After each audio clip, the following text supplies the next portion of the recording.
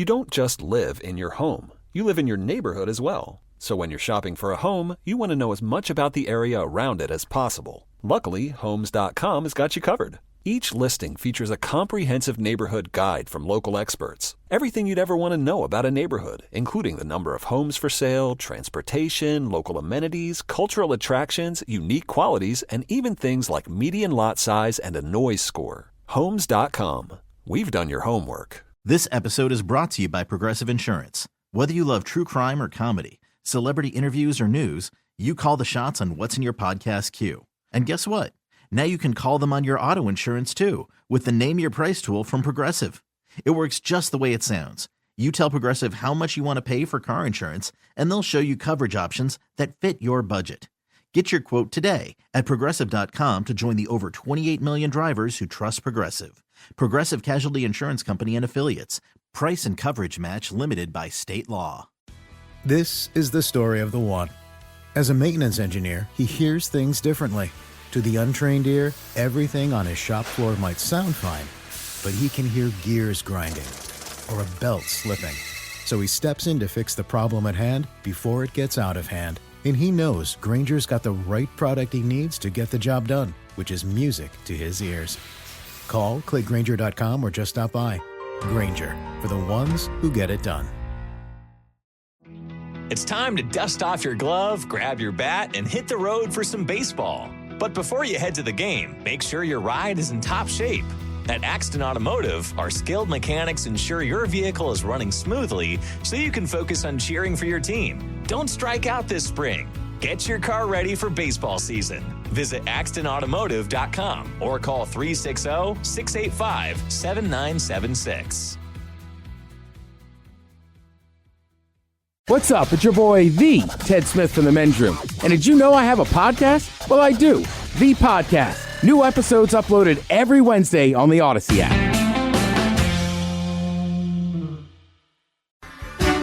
Unfortunately, what you're about to hear is real.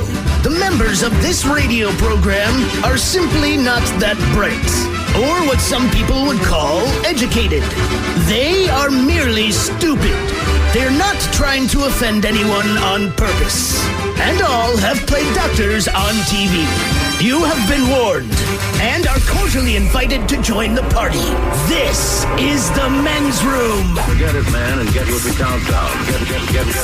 Get with the countdown. Shake this square world and blast off for Kicksville. The trippers, the grasshoppers, the hip ones, all gathered in secrecy and flying high as a kite. This is the Men's Room with Miles and Thrill. You know what they say, shake your radio more than 3 times, and you're playing with it. You're listening to the Men's Room.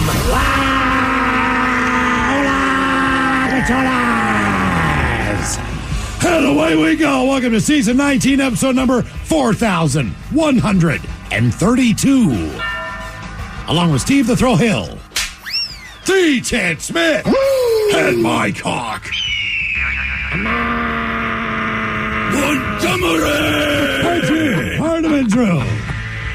Maybe work for that. On tap today, once again, we play Big Dummy.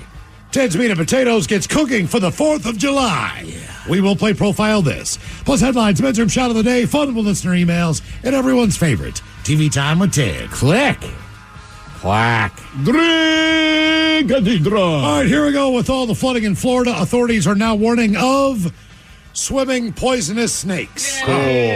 Meanwhile, a driver goes to pick up a body from a nursing home, but instead, a live one he takes.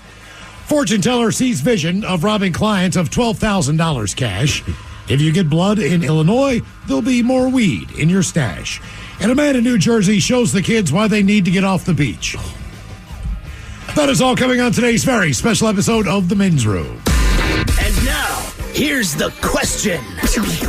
Hola, bitches. Good day to you and yours. All right, today is the day that we play Big Dummy, the game show that rewards you for your stunning ignorance. And here's how it works. You call us, we will spin the So close. Yeah.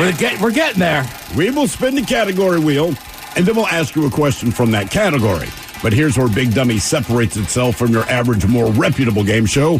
We will continue to ask you questions until you get one right, because as always, we want you to leave here smarter than you showed up. Now, so far this year, our biggest dummy has been the lovely and talented Pam, who thought Donkey Punch was a Kool-Aid flavor and found a way to answer 14 consecutive questions wrong. Can you do better? Of course you can. Everyone else has. So give us a call, and off we go on Big Dummy. Speaking of testing to play Big Dummy, call 206-803-ROCK. Like the Men's Room on Facebook, follow us on Twitter and Instagram at Men's Room Live, and send those emails to the Men's Room at KISW.com. What kind of programs does this school have? How are the test scores? How many kids do a classroom? Homes.com knows these are all things you ask when you're home shopping as a parent. That's why each listing on Homes.com includes extensive reports on local schools, including photos, parent reviews, test scores, student-teacher ratio, school rankings, and more. The information is from multiple trusted sources and curated by Homes.com's dedicated in-house research team. It's all so you can make the right decision for your family. Homes.com. We've done your homework. This episode is brought to you by Progressive Insurance. Whether you love true crime or comedy, celebrity interviews or news, you call the shots on what's in your podcast queue. And guess what? Now you can call them on your auto insurance too with the Name Your Price tool from Progressive. It works just the way it sounds. You tell Progressive how much you want to pay for car insurance, and they'll show you coverage options that fit your budget. Get your quote today at Progressive.com to join the over 28 million drivers who trust Progressive. Progressive Casualty Insurance Company and Affiliates. Price and coverage match limited by state law. This is the story of the one. As a maintenance engineer, he hears things differently. To the untrained ear, everything on his shop floor might sound fine, but he can hear gears grinding or a belt slipping. So he steps in to fix the problem at hand before it gets out of hand. And he knows Grainger's got the right product he needs to get the job done, which is music to his ears. Call, click Grainger.com, or just stop by. Grainger, for the ones who get it done. Gatorade. Studied, tested, proven. With over 50 years in the making, it's scientifically researched and game tested to help replace the electrolytes you lose in sweat. Buy 2 Gatorade 28-ounce bottles for $5 at 7-Eleven today. The debauchery rolls on. You're listening to the Men's Room with Miles and Thrill. 99.9 KISW. All the Charles, away we go. Welcome to season 19, episode number 4,132. What a large and a charged program we have for you today. Coming up at 4:30, the head chef is back. Ted's Meat and Potatoes.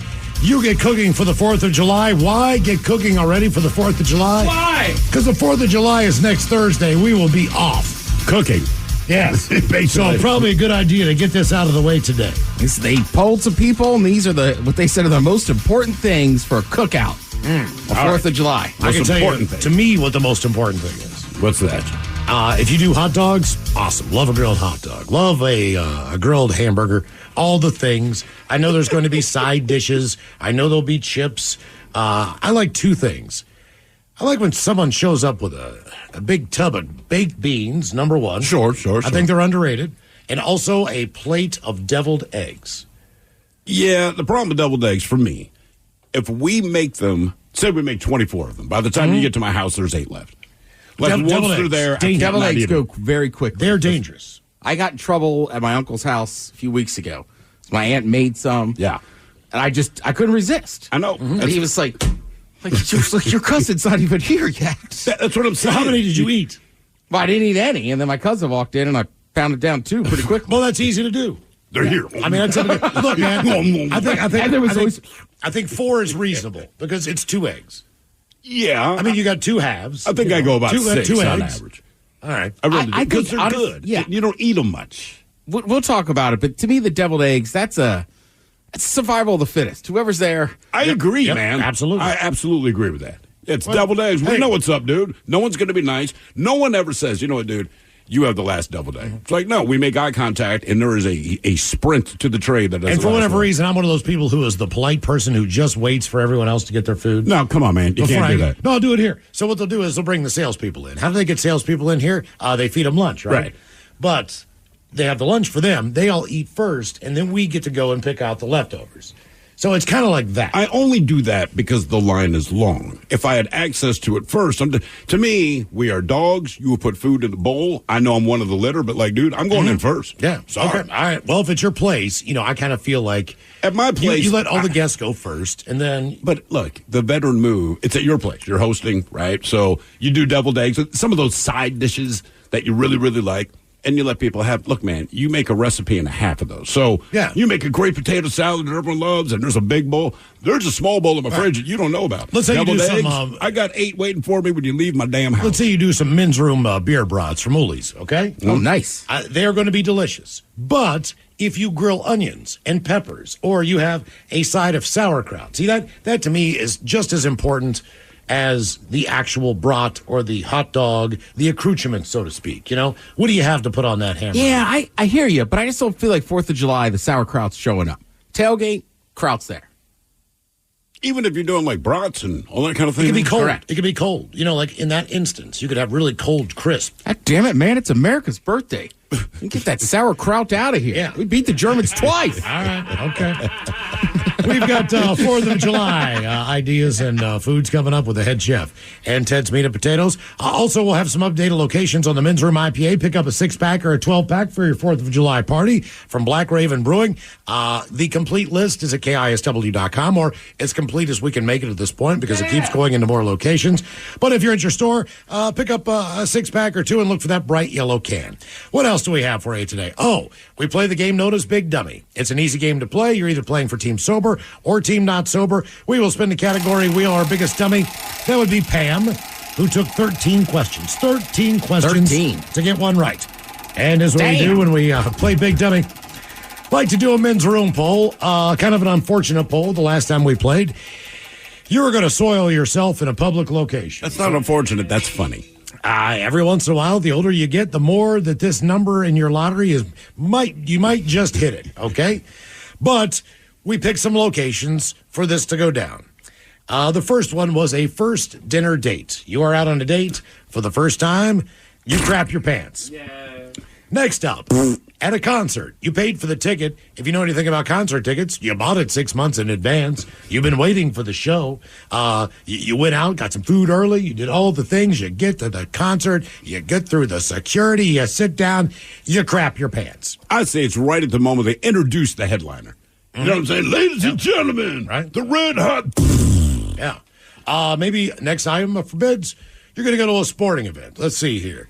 All right, you're Seattle Storm. Actually playing pretty good basketball. They are 10-6. That's exactly the team I thought you were going to bring. They're in town tonight. They got a home game. You're going to go down and you're going to watch the Storm play.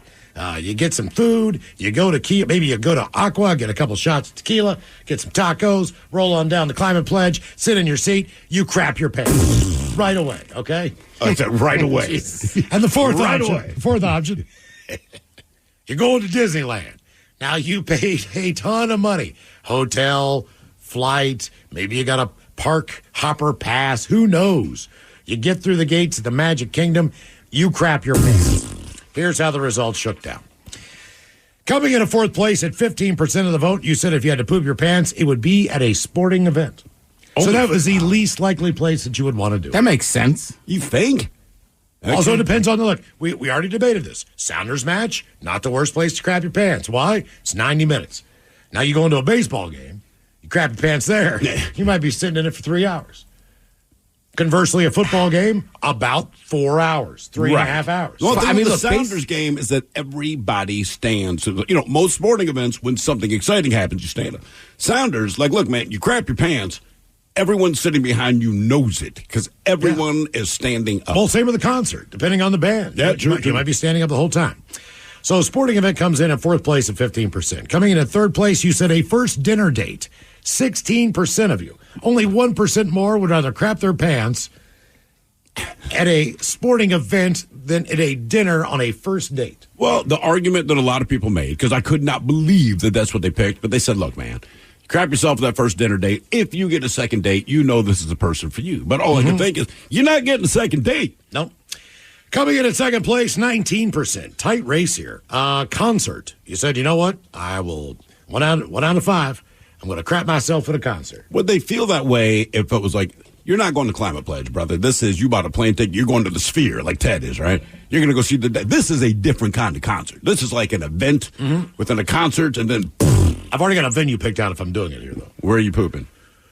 Woodland Park Zoo Concert Series. Because then I could say, man, you're just smelling the stuff that's coming up from the enclosures. It would not be good just outdoor on a hot day at White River. Or the Gorge. Or the Gorge. That's a long walk, brother. Yeah, that is a long walk. That's and you're good luck finding your car. And unanimously, 50% of you said, if I'm going to crap my pants, it will be at the happiest place on earth. It will be at Disneyland. 50%. Yeah. Half of you said, that's where I want to poop my pants. But people made a good argument for that. Like, look, if you crap yourself in any of the Disney properties, they know how to deal with this. They have showers in their first day places. Okay. All the thing. But if I gave you a free park hopper day pass. Yeah. And I said, you can go all day. It's on me. The only stipulation is just know that sometime during the day while you're there, you are going to crap your pants. Are you going to take the ticket and go? Yes. Yeah. Just because it's so expensive. Now, granted, you can't bring gear. You know what's going to happen. Right. You're just going to have to impromptu it from wherever you are, whatever ride you're on at the time, whenever this happens. I think the worst would be you're waiting in line for 3 hours for the 2-minute ride. You're almost next up, and then would you get on the roller coaster then, right? You've been waiting 3 hours to get on whatever roller coaster. I would get on the roller coaster before 20,000 leagues under the sea. No, but I'm saying you pooped yourself. But you're in a little submersible with people. It's a tight quartered area. It's not like Pirates of the Caribbean when you're kind of like in a boat that's open air. You wouldn't get out of line. You just crapped yourself. Now, the roller coaster's rolling in. You are next up. You put your 3 hours in. But also, there is fresh poop in your shorts. And I know you've been waiting, man. But are you going to sit in that for 2 minutes? Because you have been waiting. Like, I'm torn on that. I think I might go like, the worst place to be would be in the elevator at the Haunted Mansion because they kind of crowd your ass in there. Yeah, it's super crowded. Yeah. So and before any of the rides, you get in like one of those rooms. That would be brutal. It's a small world. That might be entertaining. But also, they're just so convenient and helpful that it's just like... Don't worry about crapping yourself, friend. This might be the safest place. I would never go, but maybe the Hall of Presidents. Because it's dark in there. You're sitting down. If you're at Disney World, you go to the... There's no kids in there Country anyway. Bear Jamboree. There's there's nobody in there. Splash Mountain wouldn't be a bad idea. Maybe you could take care of it. Miles just pooped his pants. How do you know he's at the Jamboree, dude? Disneyland, 50% of the vote.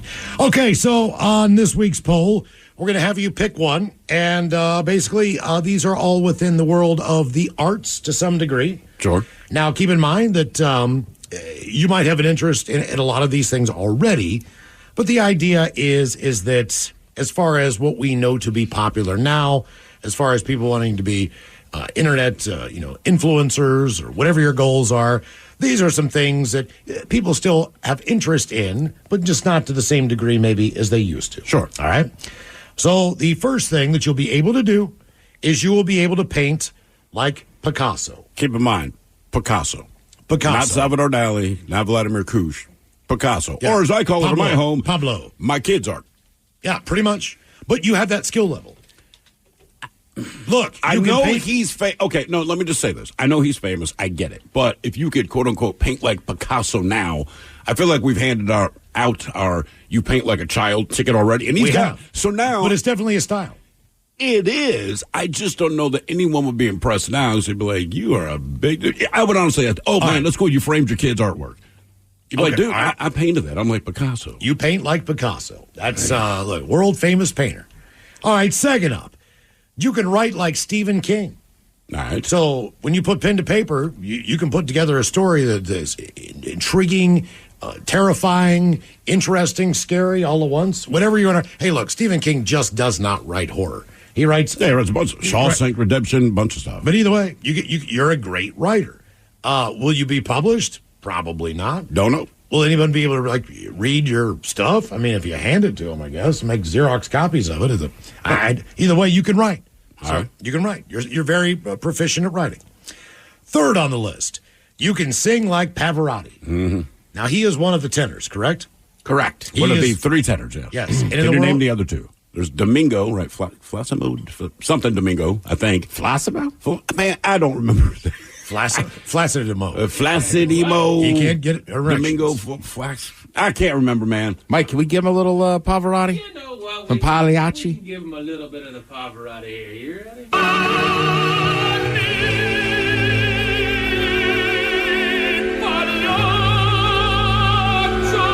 Fastest way to end karaoke night. Oh, I'm picking this. You can sing like Pavarotti when people leave the bar. No, because they can't follow that. Would you want to be in a bar and hear this? No. Oh, I would erupt. Hell yeah. If somebody could belt this out, I'd be like, you were the goddamn man. But You will listen, witness Ted crying in the bar into his whiskey. I mean, my thought is this, man. There's no question about your talent, but why do you keep choosing to sing songs that nobody wants to hear? And understand. Right. Why do you Unless guys you speak- refuse to respect the arts? Unless you speak Italian, or is that Latin? I don't know. All I know It's is Italian. Cat guy. And finally on the list is back to the crap pants. You can play like Kenny G. I'm taking that. Like All Kenny right. G. Because Kenny G, But just his instrument. just his instrument, and it's not But you that play like him. But back to an instrument's a paintbrush, but you paint like Picasso. You just can't pick that up and go into a saxophone like Clarence Clemens used to. You're playing in the style of smooth jazz. You play that straight-looking weird instrument like Kenny G. I take that one hands down. I mean, look, you paint like Picasso, which is ridiculous to me. But Kenny G, while I do not like his music, he is not a good-looking man. He has stupid hair, but he gets chicks all the time. And it's because he plays one song that anyone's heard of song. I'm telling you, you get the ladies. You're going to get more ladies playing like Kenny G than you will singing like Pavarotti, Ted. All right. You got a great voice, but Now- you're awfully lonely over there. Let me break it out for you. Well, let's trade your life, okay? Picasso, Yeah. I don't believe any member of his families are receiving royalties on his work. Either you buy a Picasso for $25 million, the Picasso family doesn't get like 10% of that. I don't know It's how the that- previous owner of the Oh, right. So like anything else, unless they're holding on to original pieces, I'm not sure that the Picassos are rolling in money, even though they have a very famous relative and there are prints made and everything else. Just don't think it's the most lucrative thing in the world as far as a monetary compensation for great-grandchildren. It's not their work to sew. That's right. Stephen King. Now, although we know he lives in basically the Addams family house in Maine, Yeah. the guy's loaded. He's got plenty of money. He chooses to live, a very modest life considering. But a lot of that's movie money. And obviously, he's done very well with his books. It's not that, but your check to sign over the rights to do The Shining or do Carrie or Lawnmower Man, all these movies. But there's no guarantees that your book gets made into a movie. Stephen King does not strike me as the person who has a house in St. Martin. With a Lamborghini. Or in Aruba or any of that. Like, to me, he's just this dude who lives in Maine in his haunted mansion, and that's where he wants to be. He's accepted his teeth. And doesn't seem to be too frivolous with his cash. Mike, I'm guessing you're going Stephen King, as you are a Stephen King fan. I got to rep my boy Stephen King. Okay. Like, his newer stuff isn't as good as his old stuff was, but still, he's got a wonderful way of writing. I love it. You could sing like Pavarotti. Now, my money says Pavarotti's got about a 25-year-old beautiful girlfriend. I don't know if that's true or not. Yeah, and probably a house in Tuscany. Yes. You know he's living lavish. He's in Italy someplace. He's definitely within the Mediterranean. The finest wines. Probably has a house in Croatia or Greece. I don't think he wears anything that's not a robe unless he has to perform. Yeah. And every time I order a pizza from Pagliacci, I would just sing. I mean, let's face it, man. And as far as being able to travel and go anywhere, I mean, he's so dark he could go to Africa and blend. I mean, this guy, he could live the life. Kenny G, on the other hand. That's your selling point. Yeah. I can blend into Africa. It's a short hop. Yeah. Go Because that's what everyone's trying to do. Go straight across the Mediterranean. Go to Casablanca. You're Pavarotti. Now, Kenny G, as far as what you could see and the amount of money that he's made, keep in mind, he is easily over Jimi Hendrix, over Nirvana, Pearl Jam, you name it. Kenny G is the most successful musical artist to ever come out of Washington State. Say what you want about Bing Crosby, he doesn't even hold a candle to the amount of money that Kenny G is worth. Kenny G's got a house in Malibu. He's probably got a house 5 blocks down in another part of Malibu, and you can just continue that all Screw the money. And He's got ass. That's amazing to Tons me, of though. ass. Look, I understand that this song, he was slinging with it, but the most successful, like, how much can this song do? You would be amazed. Right, Dude, yeah. Don't ask questions you don't want answers to. It is hard to quantify what the song did for Kenny G. And like I said, you look at him, he looks like the guy you went to high school with that was in the Magic. You know what I mean? And I don't mean the card game. I mean, like, I have a hat, here's a rabbit. But now he gets ass left and right because he played this. And what a life story. He grew up in a broken home on Mercer Island on the water. Yeah. The struggle's real. And now he's rich. This is amazing. It's like some of the cul-de-sac rock we've Yeah, I know. Like, Dad bought me a guitar. I'm so mad. What do we have, Mom? Steak? Blah, blah, blah, blah, blah. You know. So he climbed out of poverty to become Kenny G. So our men's room poll. Yeah, clawed his way out. Exactly. Clawed his way out. Yeah. Like most kids from Mercer Island. Mm-hmm. You can paint like Picasso, write like Stephen King, sing like Pavarotti, or play like Kenny G. Ted, where are you going? Oh, I'm singing. You're singing like Pavarotti. Yes. The thing is, you would never shut up. I know you. Okay, yeah. You would never shut up. Would you be more inclined to be invited to more weddings? Like, where do you... Can I be invited to more weddings? I don't think it is possible. Where do you shine this light? You know, I don't do karaoke now. I would do it sometimes. And then, you're right, at a wedding, like, you know, I'd be like, do you guys mind if I just sing a little number for you? What if you're hiking in a valley and there's a huge echo chamber? Or, you know, oh, yeah. What about festivals? Would you crush at festivals? Oh, my God, yes. Like a late night show? I would do a day set and a late night set. Okay. We would find him in the parking garage downstairs first. Oh, sorry.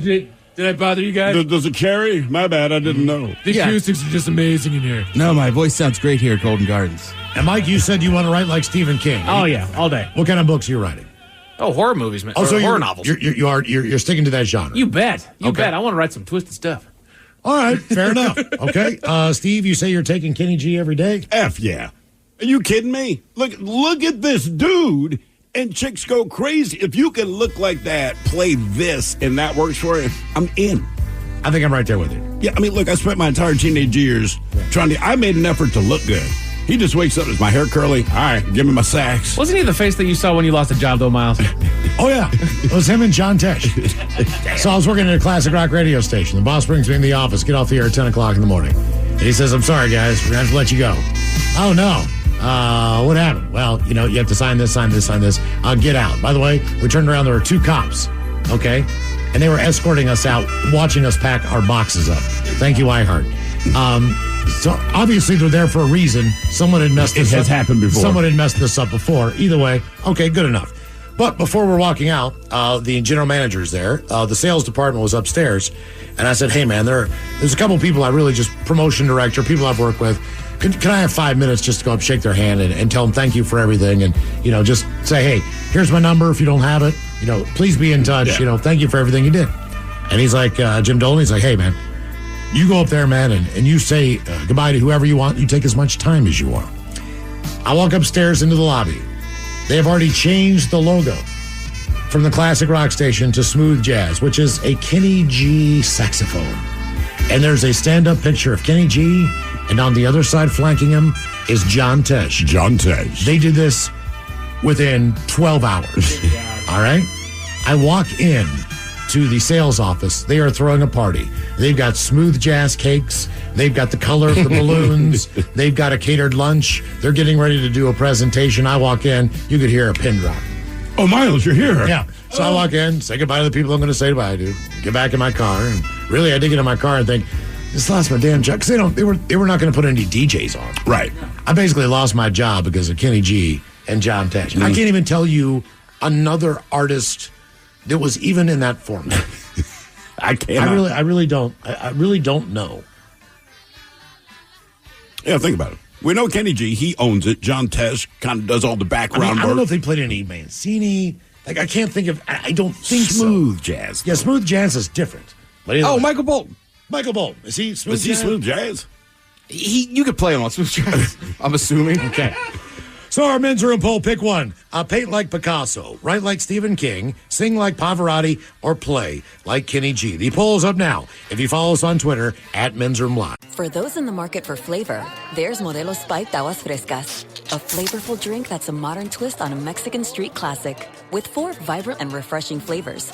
Pineapple, watermelon, hibiscus, and cucumber lime, made with a splash of real fruit juice. Modelo Spiked Aguas Frescas are perfect for any fiesta, small or big. Modelo Spiked Aguas Frescas. Boldly authentic, vibrantly flavorful. Drink responsibly. Modelo Spiked Aguas Frescas flavored beers imported by Crown Imports, Chicago, Illinois. Hibiscus contains juice only for color. Want to teach your kids financial literacy, but not sure where to start? Greenlight can help. With Greenlight, parents can keep an eye on kids' spending and saving, while kids and teens use a card of their own to build money confidence. As a parent, you can send instant money transfers, set up chores, automate allowance, and more. It's a convenient way to run your household, customized to your family's needs, and the easy way to raise financially smart kids. Get started with Greenlight today and get your first month free at greenlight.com/Odyssey. With an American Standard heat pump system, the future of heating and cooling your home is already here. Bringing constant comfort to your home, American Standard heat pumps are energy efficient, reliable, and ready for tomorrow today. Plus, making the upgrade from your traditional furnace or AC unit is easier than ever before with home energy offers, rebates,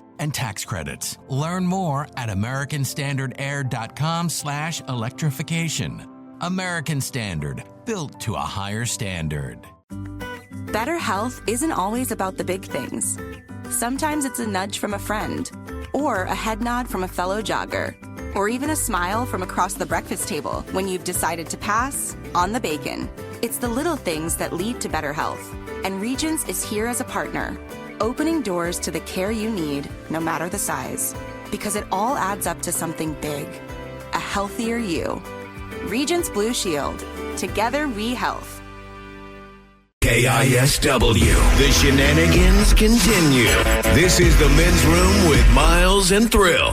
Game is Big Dummy. 206-803-ROCK. Steve, who is our first contestant? Ready to play the big game. Our first contestant would be Terry. Hello, Terry. Welcome to the men's room.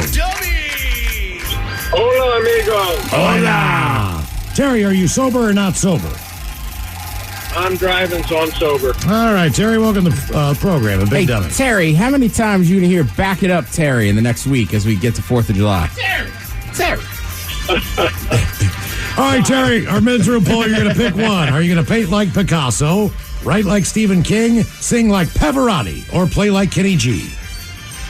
Well, I picked Kenny G if I get his hair, because I've been bald since I was 35. So if the hair comes with it, I'm Kenny G. We'll throw in the hair. Okay. If that's the hair, we'll give you a wig. There you go. So every time you play, kind of look like it. By the way, somebody here says, I played a show with Kenny G. That dude was surprisingly talented. Surprisingly talented? I'm confident that he's very talented. That should not be surprising to anybody. Someone else said it. Sade would fit into smooth jazz. And Picasso... He's good at golf. He's good at golf. Of course he is. He has money. But somebody said Picasso, apparently, he was a famous painter, but he did a lot of nude models, got tons of ass. He was known for getting tons of ass. He could paint many styles, but he got into the abstract stuff because he was so skilled. Keep in mind all these guys. They have amazing lives. The only thing that you're going to be able to do is be able to emulate their art. Right, their talent level. That does not mean that you are Kenny G living in Malibu. That means you can play like him. I mean, look at it like this, man. How many guitar players have you met that are phenomenal, but no one knows who they are? You just happen to know them, right? Yeah, like you're right. You play like Kenny G. But me singing like Pavarotti, it's like... What? It's like what? Oh, I can just start dressing like a Guido. Well, yeah. Do whatever you want. Yeah. Someone says Pavarotti's dead. We know that. So is Picasso. You are going to be able to sing like him. Right. Not with him, not live with him, not be him. You will be able to sing like him. You're emulating their skill level. That is correct. So dead or not, it doesn't matter. Yeah, we know it does not. I can now sing better than Pavarotti, specifically because he's dead. All right, Terry, here is your question. What is Prince Harry's official first name? Ooh, Prince Harry's official first name. Rocky, I don't know. Rocky, so close. Come Harold? on, Ted. Nope. Starts with an H. It's along the lines of Harry. Henry. I don't know why he goes by Harry. What's the difference between Harry and Henry? I don't know. One's a prince, one's a dog. Now, there you go. All right, your question. Who is Barbie's little sister? Ooh, I know this. What was her name? Gidget? No, it wasn't Gidget. I don't know. I give up. Gidget. Which one? Was she in the movie? I have no idea. I haven't seen the movie. Chelsea. Not Chelsea. Well, she has like 3 sisters. Sandy. There's Skipper. Skipper's the youngest. Skipper. When did they introduce these other sisters? They're pretty new. Okay. There's I like feel some like newer Skipper's been cartoons. around for a hot minute. Well, apparently the I think dad was Chelsea- around, and they're just finding out now. I think Chelsea's been around before Skipper. Wasn't Skipper the one that when you cranked her arm, her boobs got bigger? Skipper is supposed There to was be. one that did that. For real? It Yeah, wasn't a there's one Barbie. that There's did no that. chance that was a Barbie. Because guys would have started Especially playing the with Barbies. youngest sister of Barbie. All right, your question. What month of the year is National Ice Cream Month? Okay, I got 1 in 12 shot here. I'll say July. All right, you got it. That is I was using your hoping head it there. wasn't January. Or something like February. Why? All right, yeah, there's Skipper, Stacy, and Chelsea. They made their debuts in a 2011 Christmas film. Well, you know, Stacy's going to be the slut. Jesus Christ, man. Well, I'm just saying. I mean, if you got to pick a Barbie sister, right? To go out. They're tweens. Stacy. Well, I mean, when she gets old. That means she's not slutty. Yeah, right. Slutty ass Stacy. I'm going out with Stacy Barbarino. She has a tramp stamp on Bobby the back already. Barbarino. Hello, Steven. Welcome to the men's room. Hola. Hola. Steven, sober, not sober? Sober, but... There you go. Crack a cold one. IPA. All right. Okay. Well done, man. Steven, you are the man. Thank you for doing that. What do you think of the taste of it so far? It's great. I buy it probably once a week at least. Thank you. And the friends When I at the can find Fisher it. House, thank you as well. I bought a 6-pack this morning at Total Wine. My wife bought me a 6-pack yesterday because she was convinced that I'd finished the 6-pack the day before. And I told her no. I only drank 3 of them because the mother-in-law's in town. Oh, She knows how I normally operate. But Mother-in-law finished the other 3, huh? Yeah, it's been awesome. All right, Steven, pick one. You going to paint like Picasso, write like Stephen King, sing like Pavarotti, or play like Kenny G? I've already got the Kenny G hair. I'll go paint like Picasso. Paint All like right. Picasso. Okay. All right, Picasso, here's your question. Cillian Murphy plays a 1900s mob boss in Birmingham, England, in what streaming show? Never watched it, but my brothers both did. It's Peaky Blinders. Yep. One and done. Hang Nice on, work. before we let you go, we'll give you a 50-50 question. We'll give you true or false. The first vending machine dispensed holy water. True or false? That seems weird enough. Let's go true. Holy water. Holy water. Like a little vial of it. I guess. I don't know. But the first vending machine, yes, you could. If you had money, you could get yourself a little vial of holy water. Holy water. Well, we pay for bottled water. What's the difference?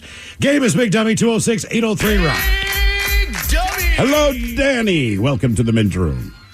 Hola. Hola. Danny, are you sober or not sober? I'm not sober. Danny, are you our previous Big Dummy? Yes. Okay. There you welcome go. back. Just checking, I'm going to Danny. do really good, though. I'm going to show you guys. I'm going to do really good. All right. Danny, what are you going to do? Paint like Picasso, write like Stephen King, sing like Pavarotti, or play like Kenny G? Play like Kenny G. Kenny G. All right. All right, welcome to the Kenny G Club, Danny. All right, Danny, here is your question. What is the name of the first permanent English settlement in North America? Ted knows what it is. It's in Virginia. I didn't even think about that. That's funny. Question or? I don't believe the no. town is there anymore either. I don't think so. Is it multiple choice or just I have to guess? You just have to gotta guess. It's kind of a famous name. Say the question one more time. What is the name of the first permanent English settlement in North America?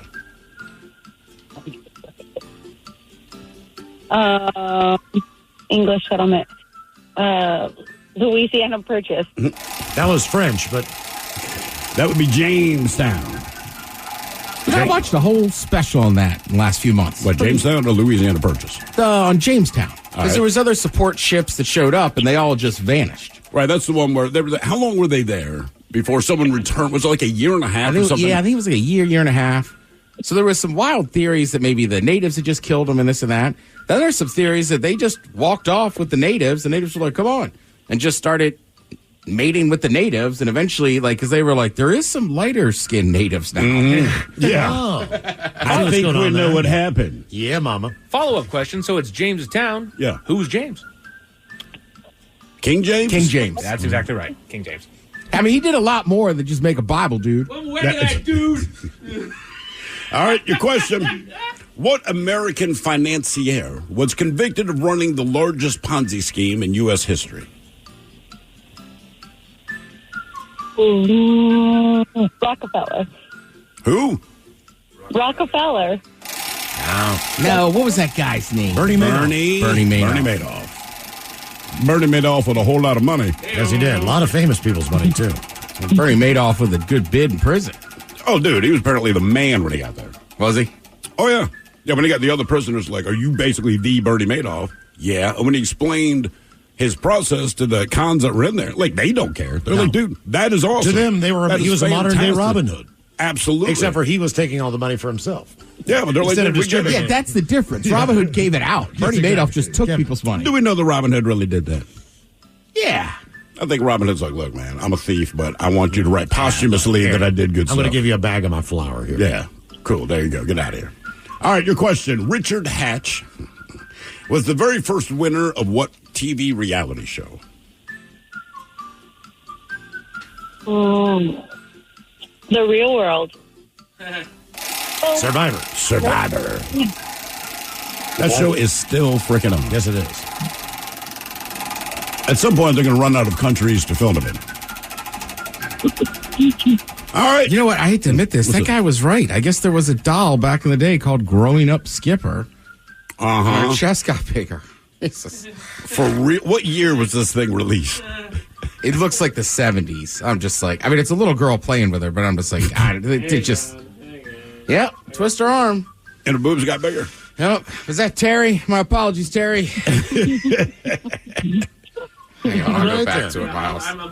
But girls like some weird things back in the day. Like, we just wanted, like, plastic guns and army men because we're all about violence and death. That's guys, right?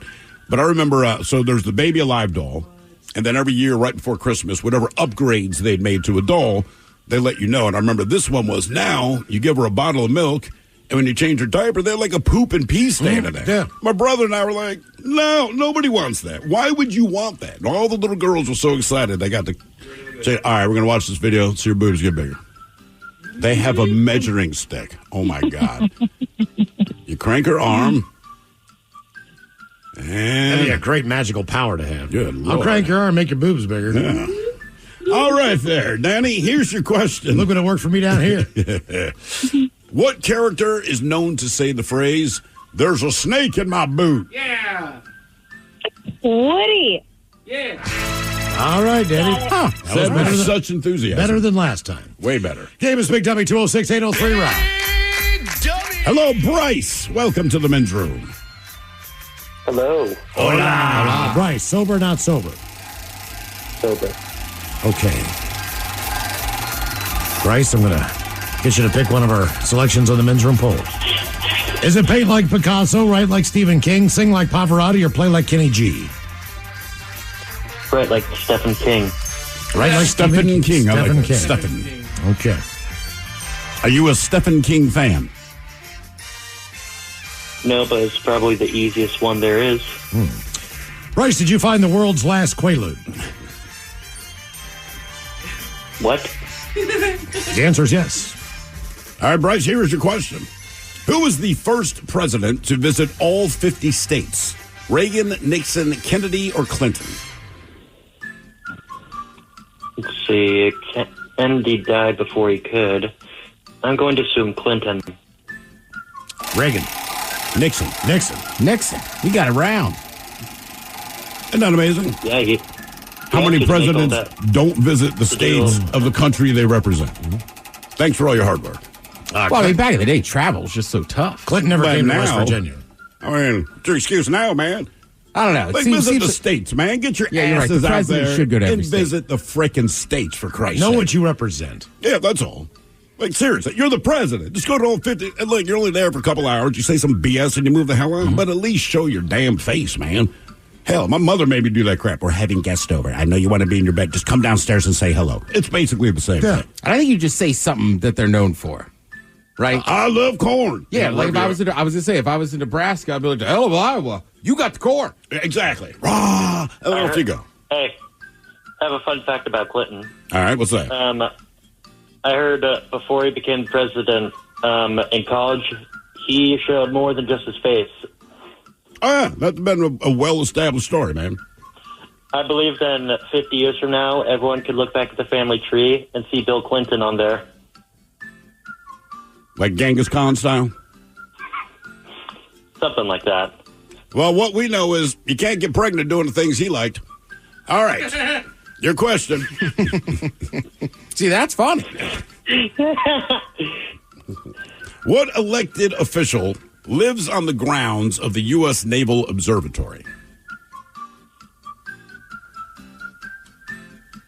I don't know that, so I'm just going to guess Flipper. Flipper.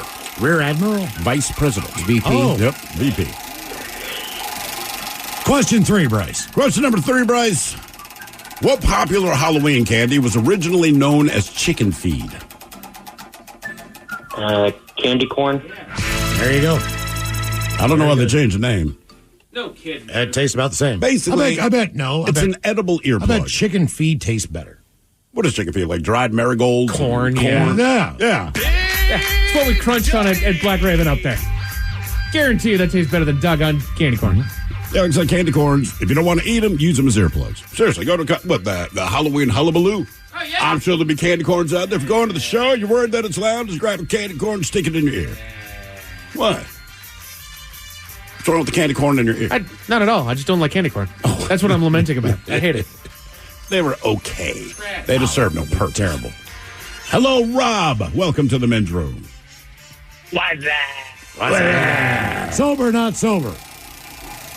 Sober, driving home from work. And I want to give a quick shout out to my coworker Darius. He and I love your show, and we do laps up and down I-5, so y'all keep us company. All right. Thank you, man. We appreciate it. Darius? Start calling him Nefarious Darius.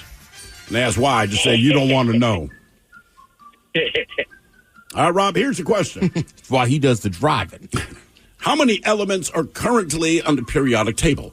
Is it 97, 100, 118, or 135? So 97, 100, 118, or 135? 118. One and done. Wow. Let Darius know you're smarter than him. Son of a biscuit. But before we let you go, I'm going to ask you a 50-50 question. Canadians or Americans, which country consumes more Kraft mac and cheese? Well, we all know Americans are a bunch of fatties, so I'm going to have to go with America. Nope, Canadians. Really? Per capita, obviously. But yeah, they love them some Kraft mac and cheese. What if they put Canadian bacon in it? You know, like they'll dress it up. Instead of like hot dog pieces or something basically like that. ham and mac and cheese. That doesn't sound bad to me. Maybe that's why they eat so much. Because, typically ham with scalloped potatoes or whatever. I think there's another reason they probably eat a lot of Kraft mac and cheese. Why is that? Don't feel there's a lot of homemade up there in Canada. More Big Debbie coming up, 206-803-RON. You don't just live in your home. You live in your neighborhood as well. So when you're shopping for a home, you want to know as much about the area around it as possible. Luckily, Homes.com has got you covered. Each listing features a comprehensive neighborhood guide from local experts. Everything you'd ever want to know about a neighborhood, including the number of homes for sale, transportation, local amenities, cultural attractions, unique qualities, and even things like median lot size and a noise score. Homes.com. We've done your homework. This episode is brought to you by Progressive Insurance. Whether you love true crime or comedy, celebrity interviews or news, you call the shots on what's in your podcast queue. And guess what? Now you can call them on your auto insurance too with the Name Your Price tool from Progressive. It works just the way it sounds. You tell Progressive how much you want to pay for car insurance, and they'll show you coverage options that fit your budget. Get your quote today at Progressive.com to join the over 28 million drivers who trust Progressive. Progressive Casualty Insurance Company and Affiliates. Price and coverage match limited by state law. This episode is brought to you by Progressive Insurance. Whether you love true crime or comedy, celebrity interviews or news, you call the shots on what's in your podcast queue. And guess what? Now you can call them on your auto insurance too with the Name Your Price tool from Progressive. It works just the way it sounds. You tell Progressive how much you want to pay for car insurance, and they'll show you coverage options that fit your budget. Get your quote today at Progressive.com to join the over 28 million drivers who trust Progressive. Progressive Casualty Insurance Company and Affiliates. Price and coverage match limited by state law. Welcome to a trip you'll never forget in Denver, where summer sunshine sparks mountain adventure, where neighborhood strolls lift spirits sky high, and where music takes center stage at Red Rocks. Catch a baseball game at Coors Field. Step into new dimensions at Meow Wolf. and take flavor to the next level under the stars at a Michelin restaurant. Denver, always welcome. Plan your trip at visitdenver.com/summer. What kind of programs does this school have? How are the test scores? How many kids to a classroom? Homes.com knows these are all things you ask when you're home shopping as a parent. That's why each listing on Homes.com includes extensive reports on local schools, including photos, parent reviews, test scores, student-teacher ratio, school rankings, and more. The information is from multiple trusted sources and curated by Homes.com's dedicated in-house research team. It's all so you can make the right decision for your family. Homes.com. We've done your homework. This episode is brought to you by Progressive Insurance. Whether you love true crime or comedy, celebrity interviews or news, you call the shots on what's in your podcast queue. And guess what? Now you can call them on your auto insurance too with the Name Your Price tool from Progressive. It works just the way it sounds. You tell Progressive how much you want to pay for car insurance, and they'll show you coverage options that fit your budget. Get your quote today at Progressive.com to join the over 28 million drivers who trust Progressive. Progressive Casualty Insurance Company and Affiliates. Price and coverage match limited by state law. This is the story of the one. As a maintenance engineer, he hears things differently. To the untrained ear, everything on his shop floor might sound fine, but he can hear gears grinding or a belt slipping. So he steps in to fix the problem at hand before it gets out of hand. And he knows Grainger's got the right product he needs to get the job done, which is music to his ears. Call, click Grainger.com, or just stop by. Grainger, for the ones who get it done. It's time to dust off your glove, grab your bat, and hit the road for some baseball. But before you head to the game, make sure your ride is in top shape. At Axton Automotive, our skilled mechanics ensure your vehicle is running smoothly so you can focus on cheering for your team. Don't strike out this spring. Get your car ready for baseball season. Visit AxtonAutomotive.com or call 360-685-7976. What's up? It's your boy, the Ted Smith from the Men's Room. And did you know I have a podcast? Well, I do. The Podcast. New episodes uploaded every Wednesday on the Odyssey app. 9 KISW. We return to the Men's Room with Miles and Thrill. Tasty and delicious Men's Room IPA from Black Raven Brewing. We got some updated locations for you. Are you ready? Now available at the Chevron on 68th Avenue. Also, Safeway locations. Most of them are now carrying the Men's Room IPA from Black Raven. Here are a few. In Shelton, at the Milton Safeway, the Lakewood Safeway, the West Olympia Safeway, the Safeway in Belfair, and Puyallup, as well as Capitol Hill. Some of the other stores carrying the beer: the Country Corner Grocer, Odin Samples, Rockridge Orchards and Cidery, Northwest Liquor and Wine, the Purdy Liquor Market, Local Boys Tap Room. Also available at the Food Market at Key Center, the I-5 Fuel Stop, and the QFC on Holman. Just a couple of the locations where you can pick up the Men's Room IPA from Black Raven and benefiting our friends at the Fisher House. Stop by and get a six-pack for your 4th of July party. All right, game is Big Dummy, 206-803-ROCK. Hello, Matt. Welcome to the Men's Room. Hola, bichola. Hola. Matt, are you sober or not sober? Not sober. All right, Matt, what are you doing over there? A little weed. What do you like? Do you like a sativa during the day to keep your energy up? Yeah, I would say yeah, and then do the indica at night. Yeah, that's not a bad formula. Okay, our Men's Room poll, pick one. Will you be able to paint like Picasso, write like Stephen King, sing like Pavarotti, or play like Kenny G? I'd go with Pavarotti. All right. Okay. Where would you belt it out? Like, what's your ideal scenario where this is gonna do something good for you? Probably just like at random walk into the mall, sit down on the piano they have in there, and just go to town on it. I'm with you, Miles. I don't know how you think this isn't going to be awesome. People are going to be like, holy S, this guy could really sing. No doubt. But at the same time, I wish you'd shut up. Yeah, but all the videos I watch online, they just show the people that enjoy it. Yeah, that's right. It's a good point. But if you're like busing, let's say you go down to Pike Place Market. Yeah. Are people going to give you money? Yes. Hell yeah. If you have that kind of voice versus the other buskers, not that they're particularly bad, but if you can belt out opera, I think you end up with a lot of money. All right. I'd hang out on the corner there by De Laurentiis. Oh, that's the spot. Yeah, That's that's the again. spot. That I can is sing like absolutely him. the I'm spot. I'm not Italian, but I am Italian. Yeah, for that moment, you're Italian. All right, Matt, here is your question. How many miles per hour does the Earth spin? 13. Is he even remotely close? No, not at all. Well, think Is about it faster? What's the diameter of planet Earth? I've never measured it. 24,000 miles. And a time zone is 1 hour pop, so it spins at 1,000 miles per hour. Oh. That's why your time zones are. No wonder I'm so dizzy. Mm-hmm. Ooh, good. I thought you said feel everything it? gives you the Do spin. you feel it? You can't ride the teacups, but you can stand on planet Earth at 1,000 miles an hour. Beat that. All right. In what city does 101 Dalmatians take place? Ooh. Wow.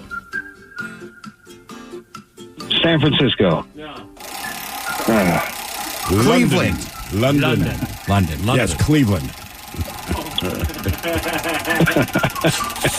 For the dogs. How do you think they filled up that dog pound? There you go. Corella stole dogs, put them in there. She was a huge Browns fan. Well, that's why they never get to go to the Super Bowl. Damn. All right, your question. Managua is the capital of what Latin American country? Managua. It almost rhymes. Nicaragua. Okay. That's right. Nice job, Managua, Nicaragua. I'll be darned. Game is Big Dummy 206-803 Rock. Hello, John. Welcome to the men's room. Hola, bichola. Hola. John, sober, not sober? I'm sober, driving home from work. All right, John. Okay, our men's room poll, you got to pick one. You can paint like Picasso, write like Stephen King, sing like Pavarotti, or play like Kenny G. I'm going to go paint like Picasso. Okay. Don't sound so enthusiastic, John. Yeah, wow. Too much. Very contagious. Would you risk it and say sing like Kenny G? Do you think he can Probably sing? not. He's got musical talent. He's got big lungs because he's blowing into his instrument. I Yeah. bet you he can sing. I bet he can, He's too. not tone deaf. He's got Right, big exactly. lungs. He just happens to play his sax better. You might be amazed that he's never sang on any album. He might sing like Pavarotti. Wouldn't that just irritate the piss out of you? And paint like Picasso. I can do everything on the list. All right, your question. I can do it all. The multiple choice. The Caribbean country of Tobago is known as the racing capital of what? Dogs, goats, pigs, or ponies? I'm going to go with ponies. I'll go dogs. Nope. Damn. What was it? Pigs? Goats. Goats. Come on, man. It is the goat racing capital of the world. Is it Tobago or Tobago? I don't know. Is it Caribbean or Caribbean? Okay. I don't know. Ready, set, go. Thank you, Mike. All right. Multiple choice. 670, 706, 780, or over 800. How many people survived the sinking of the Titanic? 670, 706, 780, or over 800? I'm going to go 706. And you are correct. Oh, Would have okay. been 707 if Rose made just a little room on the board. Game is Big Dummy 206-803 Rock. Hello, Steve. Welcome to the men's room. Hola. Hola. Steve, sober or not sober? Not soberish. What are you doing there, Steve? A little pharmaceuticals, little plant-based activities, and some hops and barley. Okay. All right, what beer are you drinking? Actually, a Hurricane right now. Not really a beer, more of a lager. Not good stuff, really. All right. Steve, What's is the you Steve, Steve, you all right, man? Talking about doing I'm pharmaceuticals. fine. Thank you, Ted. And you're all right. Well, you're drinking malt liquor. Like I get a little worried. No, worry not, my friend. All right. You sound like a Baltimore Yeah. native. Yeah, Well, we used to call it slurricane. Well, treat yourself later on when you're done to a nice Swisher Sweet. keep the class rolling. All right, Steve. Here is your question. In Disney's... Hey, man. Yeah. Oh, sorry. I'll write like Stephen King. Oh, That's a good call. Thank you. I forgot. Yep. I was too worried about your cocktail. Oh, no, dude. That's plenty of cocktail Well, now going I'm on. starting to worry about you guys not asking. Well, Miles is high, too. All right, one more question. Are you strictly a Hurricane guy, or do you ever switch brands? Everybody I knew that drank 40s, like you had one brand and you stuck with it. Mm-hmm. It's pretty much a Hurricane because I only need one, just to get a little buzz going. Oh, we know. Yeah. Yeah. So, and it's relatively cheap. Oh, we and know. I work for a moving company, so sometimes I'm working 16 to 18 hours a day. So just one beer, dinner, shower, good night. I was always a Mickey's guy. Ted, you make a good point, though. With malt liquor, it's like people that smoke. I'm very loyal to my brand. And right, when it came to malt liquor, like whatever it is they drink, that is what they drink and nothing else. All right, here's your question. In Disney's Peter Pan, what is the name of Chief's daughter? It's also a 1995 album from Natalie Merchant. Oh. Esmeralda. Miles, any guesses? Natalie Merchant, 1995. Big-ass album for her. Tiger Lily. Oh. That was the name of her album? Yep, I do remember that. Yeah, she had an album in 95 called Tiger Lily, which is also the name of Chief's daughter from Peter Pan. All right. Now you know. Oh. All right, your question, what was the boss's name on the TV show The Office? Oh, something I haven't watched. Esmeralda. Esmeralda again. I like you have a go-to name. That's a guess. And it's such a common one, it's got to hit soon. That would be Michael Scott. I could not remember it. All right, your question, how many main islands make up the state of Hawaii? 4? 7. 8. Oh, wow. I'm going to go visit it now. Yeah, all 8 of them. All right, in the 1997 movie Dante's Peak, it tells the story of a town threatened by what? Lava? Fire? You're close. I mean, that's the only place they come from. Yeah, but look, volcano's the answer. But when Mount St. Helens blew, there was no lava. Oh, volcano. Oh, There wasn't, but if lava shows up, like I think he's kind of right. It's got to be from a volcano. Yes. There's not homemade lava. But we need the word volcano. That's all. All right, Trebek. Hey, man, that's where you learned it from, right? Like Trebek was so like, ooh. Sorry, you Ken. got one letter wrong in this. We're going to change I was about to say Ken would have let that go. You think so? Caribbean? Yeah, Caribbean. What do you say? You say Caribbean or Caribbean? Yeah. Yeah. Yeah. I say Caribbean unless it's the movie, then it's Pirates of the Caribbean. He says Pirates of the Yeah. Yeah, Pirates of the Yeah. All right, Steve, your question. Why were the 1916 Olympic Games canceled? 1916 Olympic Games. Weather? World War I, maybe? World War I. Looking a little stormy out there, guys. We might have to call it. I like weather. 1916, my bad. It's real cloudy, man. We're There's some really bad hail It's too hot. moving here. It's too hot. It's too hot. Call them off. Like this competition. All right, Steve, your question. Demi Moore voiced the character in the movie. Voiced what character in the movie The Hunchback of Notre Dame? Oh, jeez. Esmeralda. Boom! Wow. I didn't know that. Nice job, Steve. Miles wrote it down on the fly. He's like, man, ask him this if he's going to keep saying Esmeralda. That is the audio game show equivalent of leading the target.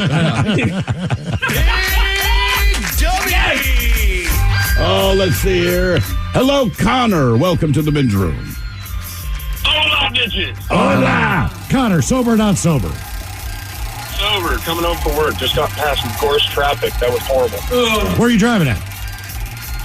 Coming home from Polsbo. Any rhyme or reason or just people being idiots? Going to Gold Mountain? It's the shipyard. They always let people out between 2 and 3. Okay. All right, Connor, pick one. Would you like to be able to paint like Picasso, write like Stephen King, sing like Pavarotti, or play like Kenny G? Okay, I can kind of sing, so I'm going to have to write like Stephen King. Okay. Stephen King. By the way, Ted, there's a question on the text line. I did not catch this, but I figure you should at least answer. It says, did Ted just say Alex Treblack to Thrill? No. That's what I heard. See, he heard it too. I think I said Trebek. Okay, well, that's not what people heard, man. I'm just letting you know.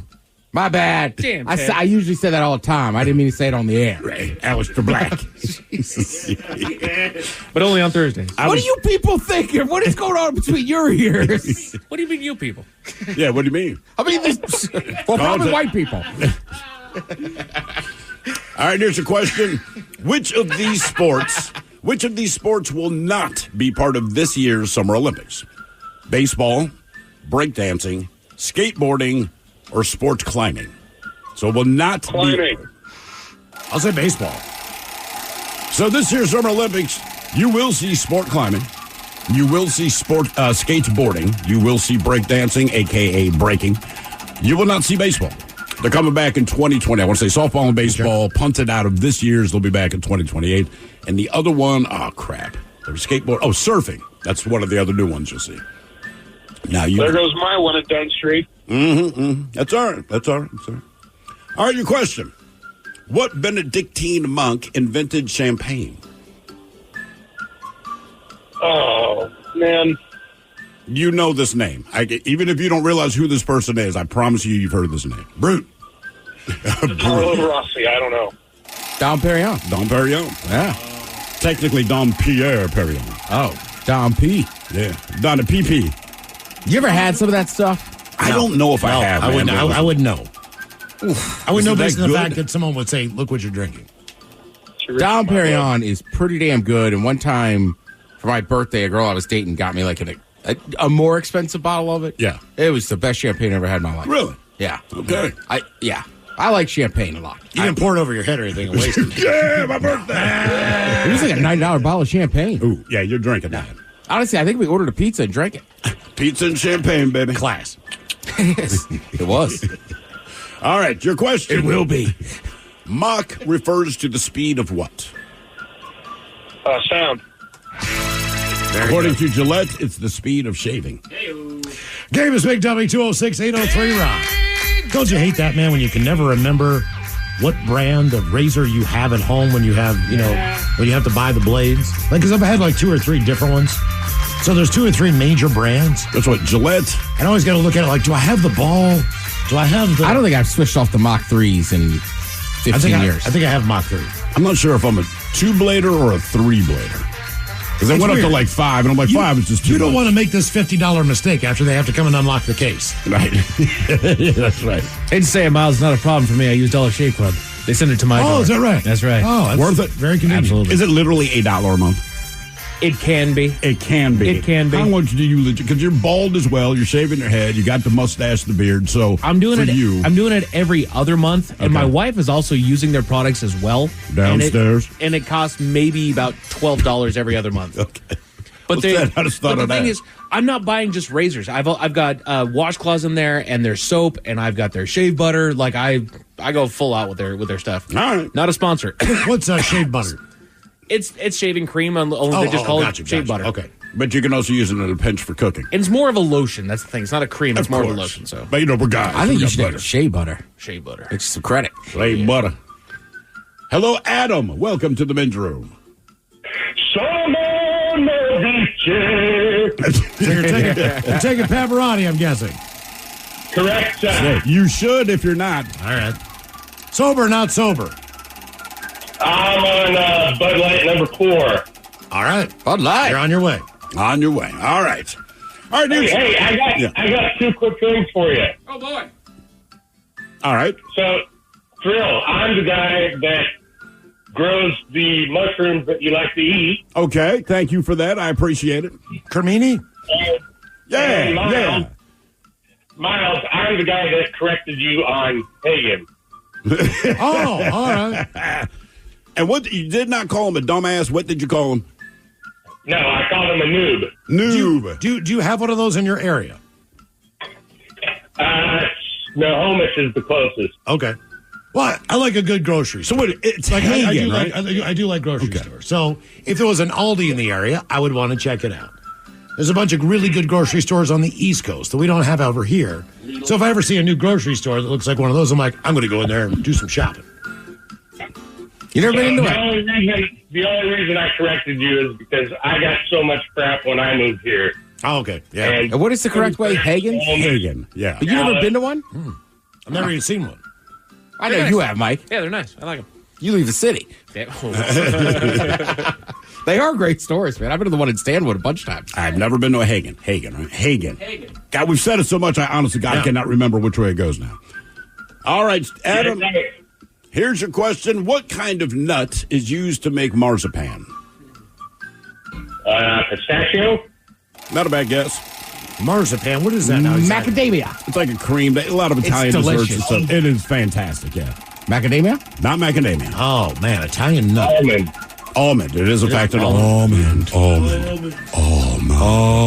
I made this almond sauce. It sounds like something you say at the end of a prayer. Almond. Yeah. I always forget it's cheese, though.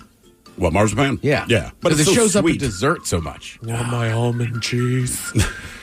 No. When you ask like that, Yeah. I'm going to take a hard pass. Yeah. Goes great with crackers. I milk these almonds myself.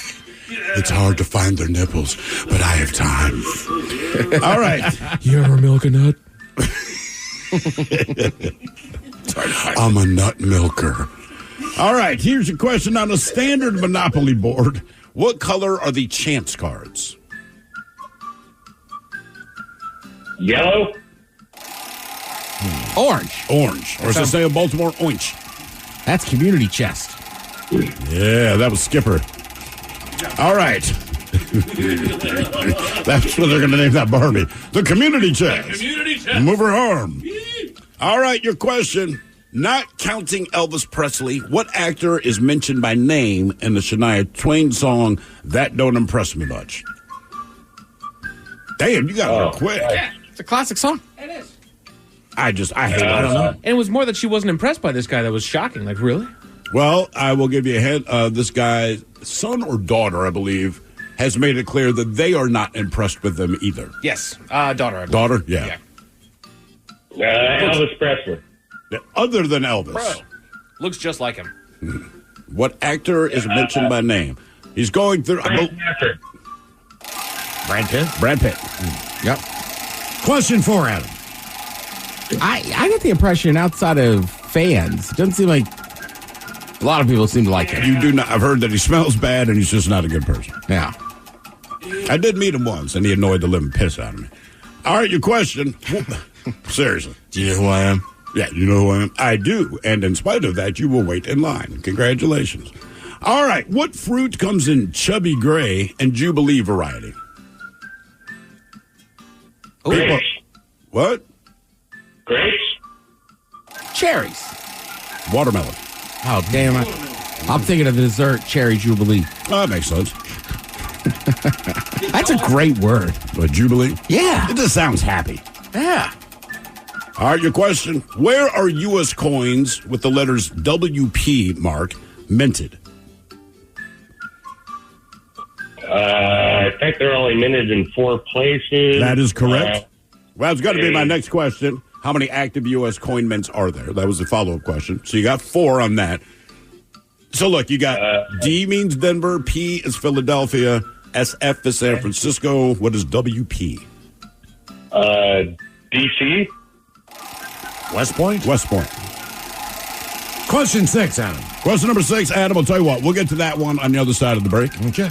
So hang on the line. Coming up 206-803-ROCK. You don't just live in your home. You live in your neighborhood as well. So when you're shopping for a home, you want to know as much about the area around it as possible. Luckily, Homes.com has got you covered. Each listing features a comprehensive neighborhood guide from local experts. Everything you'd ever want to know about a neighborhood, including the number of homes for sale, transportation, local amenities, cultural attractions, unique qualities, and even things like median lot size and a noise score. Homes.com. We've done your homework. This episode is brought to you by Progressive Insurance. Whether you love true crime or comedy, celebrity interviews or news, you call the shots on what's in your podcast queue. And guess what? Now you can call them on your auto insurance too with the Name Your Price tool from Progressive. It works just the way it sounds. You tell Progressive how much you want to pay for car insurance, and they'll show you coverage options that fit your budget. Get your quote today at Progressive.com to join the over 28 million drivers who trust Progressive. Progressive Casualty Insurance Company and Affiliates. Price and coverage match limited by state law. This is the story of the one. As a maintenance engineer, he hears things differently. To the untrained ear, everything on his shop floor might sound fine, but he can hear gears grinding or a belt slipping. So he steps in to fix the problem at hand before it gets out of hand. And he knows Grainger's got the right product he needs to get the job done, which is music to his ears. Call, click Grainger.com, or just stop by. Grainger, for the ones who get it done. If the last few years have taught us anything, it's that human connection means the world. By connecting with one another, we know we're not alone. By connecting, we feel what others feel. We breathe better, laugh easier, and feel healthier. At Regents, connection is at the heart of everything we do. It inspires our commitment to our communities and to you. Here, health isn't just a you thing, it's a we thing. Regents Blue Shield. Together we health. 99.9 KISW. The men's room returns with Miles and Thrill. Head chef coming up, Ted Speed of Potatoes gets cooking for the 4th of July at 4:30. Right after emails and the game notice, Big Dummy 206-803-ROCK. Still got Adam on the line. Welcome back to the program, Adam. Thanks, sir. Adam, you're working on question number 6. Question number 6 for you. The 4 largest cities by land area in the U.S. are located in what state? Texas. Great guess. That was my guess. It's actually Florida? Alaska. The other one. Oh, Alaska. Sitka, Juneau, Wrangell, I guess, and Anchorage. There's so many towns and cities in the United States where just the size of the city would astonish you. Norfolk, Virginia's one. Houston, Texas is Houston's another. ridiculous. And it always bugs me because they say, well, Houston is what, 3rd or 4th largest city in the U.S. I'm like, well, it's like the size of Rhode Island. So it's not that it's a very dense population at all. But with that much land mass, inevitably that many people But they live don't name them like suburbs. It would be like Everett, Houston. Everett and Tacoma just being called Seattle. Yeah. And this entire area is North Seattle, South Seattle, and Seattle. And then you say, we have this huge population. Yeah. It's like, well, no, it just depends on your city limits, yeah. All right, your question. What James Cooper book, published in 1826, was made into a 1992 movie starring Daniel Day-Lewis? 1996? 1992. 1992. That's, it's Indian movie. Yes, that is the movie. Come on, man. You're thinking the right movie. He jumps off the cliff at the end. Yes, he does. I almost don't even want to tell you. I mean, you got the right movie. You're naming the scenes. Miles just got it. I mean, he can't say Hagen or Hagen, yeah, but he got the movie. Well, that Native American tribe was where I grew up. Ah, okay. And he was the last one. Oh, Last of the Mohicans. Yeah. Thanks, Miles. Jesus. I'm going to say Hagen now. Game is Big Dummy, 206-803-ROCK. Hello, Justin. Welcome to the men's room. Hola, gentlemen. Hola. Justin, sober, not sober? Sober today, Miles. All right, Justin, welcome to Big Dummy. Okay, our men's room poll. Pick one. You can paint like Picasso, write like Stephen King, sing like Pavarotti, or play like Kenny G. You know, I'll take some Kenny G. Kenny G it is. Going hometown. Now, Kenny G, here is your question, multiple choice. In the 1960s, General Mills tried to make what salty snack into a breakfast cereal? Bugles, pretzels, popcorn, or Chex Mix? Well, I feel like Chex Mix is the obvious answer, right? So I'll go with popcorn. I think Bugles. Bugles, believe it or not. Man, I'll tell you what. Can't believe that didn't work. They have upped their game. They have a caramel bugle now. They have 2 or 3 that are just those are so unbelievable. good. They are amazing. See, I never minded just the plain original. Me too. Bugle. Until I tried the other flavors, I'm like, man, they knocked it out of the park with this one. I never liked Bugles beyond putting them on my fingertips and doing that whole thing. Yeah. They just, I could Little not tiny hats. identify Nothing for you. what they were supposed to be. Finger hats. It's a corn chip. Is it? They're just like an over-salted corn chip that is super crunchy. Mm-hmm. Would you want that in a bowl of milk? Because General Mills was hedging her bets that you would. I was going pretzel, trying to figure out how that would work. Yeah, I don't know, man. I mean, any of them. Oh, I've had some good cinnamon sugar pretzels, though. Really? Cinnamon sugar pretzel? I've never had that. Me neither. Auntie Anne's, my man. So good. Okay. I will be looking for that. All right, here's your question. What type of restaurant popularized the use of conveyor belts? Sushi. Yeah. Oh, nice job. Does anybody else do it? I feel like some people have caught on and they tried it. I've never done one of the sushi conveyor belt places. You have. It's you? wild, dude. Yeah. I used to, what was it, Blue Sea? Blue Sea in Fremont. Yeah, I used to love going there. Now that building is completely empty. Took out the Mod Pizza, took out the Starbucks, took out the Pete's Coffee. It's just one big empty building. Here's my thing with the conveyor belt. Do you take the plate or do you just take a portion off of the plate? You take the plate, and that's how they count it up. It's like okay. But like you touch everything that goes by first to make sure it's fresh. The plates are different colors. Right. So they're all amount equal to the plate color. Okay, I got it. So you just get an avocado roll. A little bit less. Yeah. And then from time to time, they'll roll by, take your plates, just add them to your check, and then we'll continue to move on. I would say do that at a bar. They do. Yeah. You know what I mean? So here's IPAs, here's some reds, here's this. And There's a bar. There's a bar on the Alligator Alley between Naples and Miami. Making cocktails. And the entire perimeter of the bar is full of coolers. They do have draft beer, but the beers are from around the world. They have German beers, Bavarian beers. They have all your domestic stuff, and they're all in bottles. All right? Nice. You take the top off of your bottle, you set it down, and they come around and you cash in with your caps. Okay. So they just look at the cap. That's what you owe at the end. I like it. Yeah, it's pretty cool.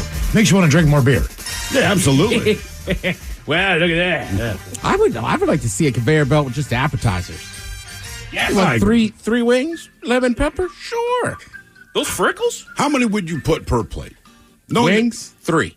Just 3? All right. So if you want 6, they can grab 2 plates. Well, same thing with the conveyor belt sushi. Like, it's not like a whole roll. It's usually just a few pieces. Okay. But yeah, man, you put some wings on there. Mozzarella sticks? I still want to be that hidden camera guy that, like, if they order the mozzarella sticks and there's 4 people at the table, I only bring 3. And just see how it works out. Like, appetizers on the house. You know, just keep bringing. Oh, no, we're going to give you another free appetizer. 3 egg rolls. Who's the odd man out? Exactly. Every time. 3 wontons. You're like, what the hell, man? Hello, Haley. Welcome to the men's room. 3 meatballs. Hola. Hola. Haley, sober, not sober? Hello. Haley. No Haley. Goodbye, Haley. Hello, Jim. Welcome to the men's room. Liquor and whores. Liquor and whores. Jim, are you sober or not sober? I'm sober. All right, Jim, welcome to Big Dummy. Okay, our poll, pick one. You can paint like Picasso, write like Stephen King, sing like Pavarotti, or play like Kenny G. I'm going to have to go with play like Kenny G. Yeah, G, man. Once again, the hometown vote. All right, Jim, here is your question. What continent has the most countries? What continent has the most countries? Continent has the most countries. Let's go Asia. Africa? Africa. Yeah. Your question. What continent has the second most countries? Let's roll with, I got to think about this one. Let's go Asia again. Okay. Yes, indeed. It is Asia. So Asia has 48 countries. Europe has 44 Then countries. South America has to be next, or Europe? No, believe it or not, North America. 23 countries, Including Central America Yeah, included in there. exactly. South America has 12. Australia has 1. And Antarctica has none. Okay, game is Big Dummy. 206-803-ROCK. So is New Zealand not a country then? It's a country. I don't know what it belongs to, though. Right? Because Like, I don't know if Australia is it's part just the of- one. It's like a stepchild, you know? Right? It's in the home, but it doesn't belong. But it's got to belong to a we had actually a woman from Australia was in my house the last 3 days.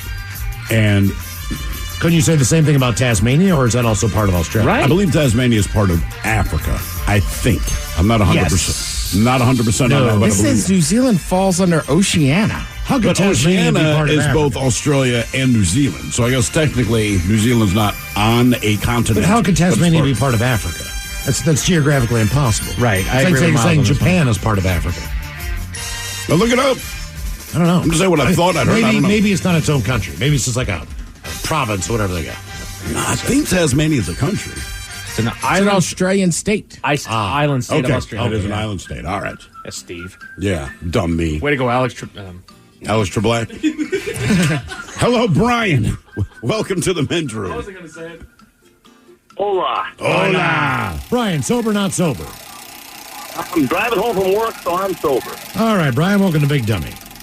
I'm going to introduce you at the next thing we do. Alistair Black.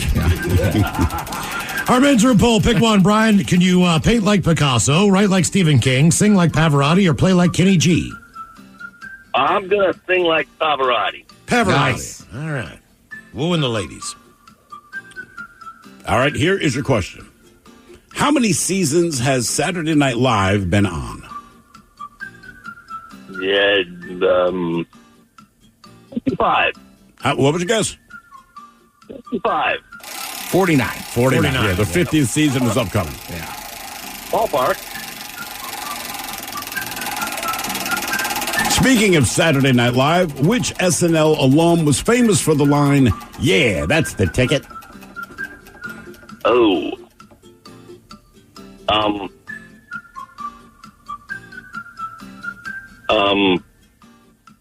Starts with an L.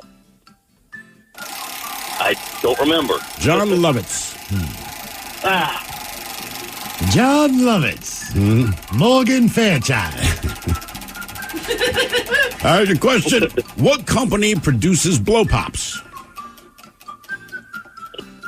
In Arkansas, that means something different. Charm. You know what? Yeah, Charm. I'm going to give it to you. Okay, so Charm produces them, but believe it or not, Charm has since been purchased by Tootsie.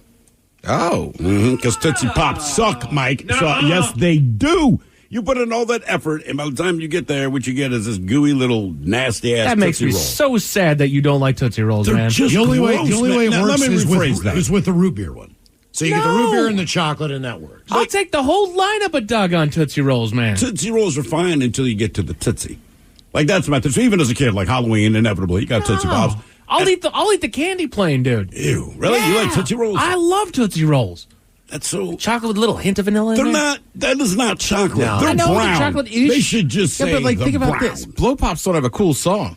Tootsie Roll does. Okay. That's Tootsie Roll. James Big Dummy, 206-803-ROCK. Right? That's what I'm saying, man. It's not some song against people on the dance floor about blow pops. And they don't need the hype.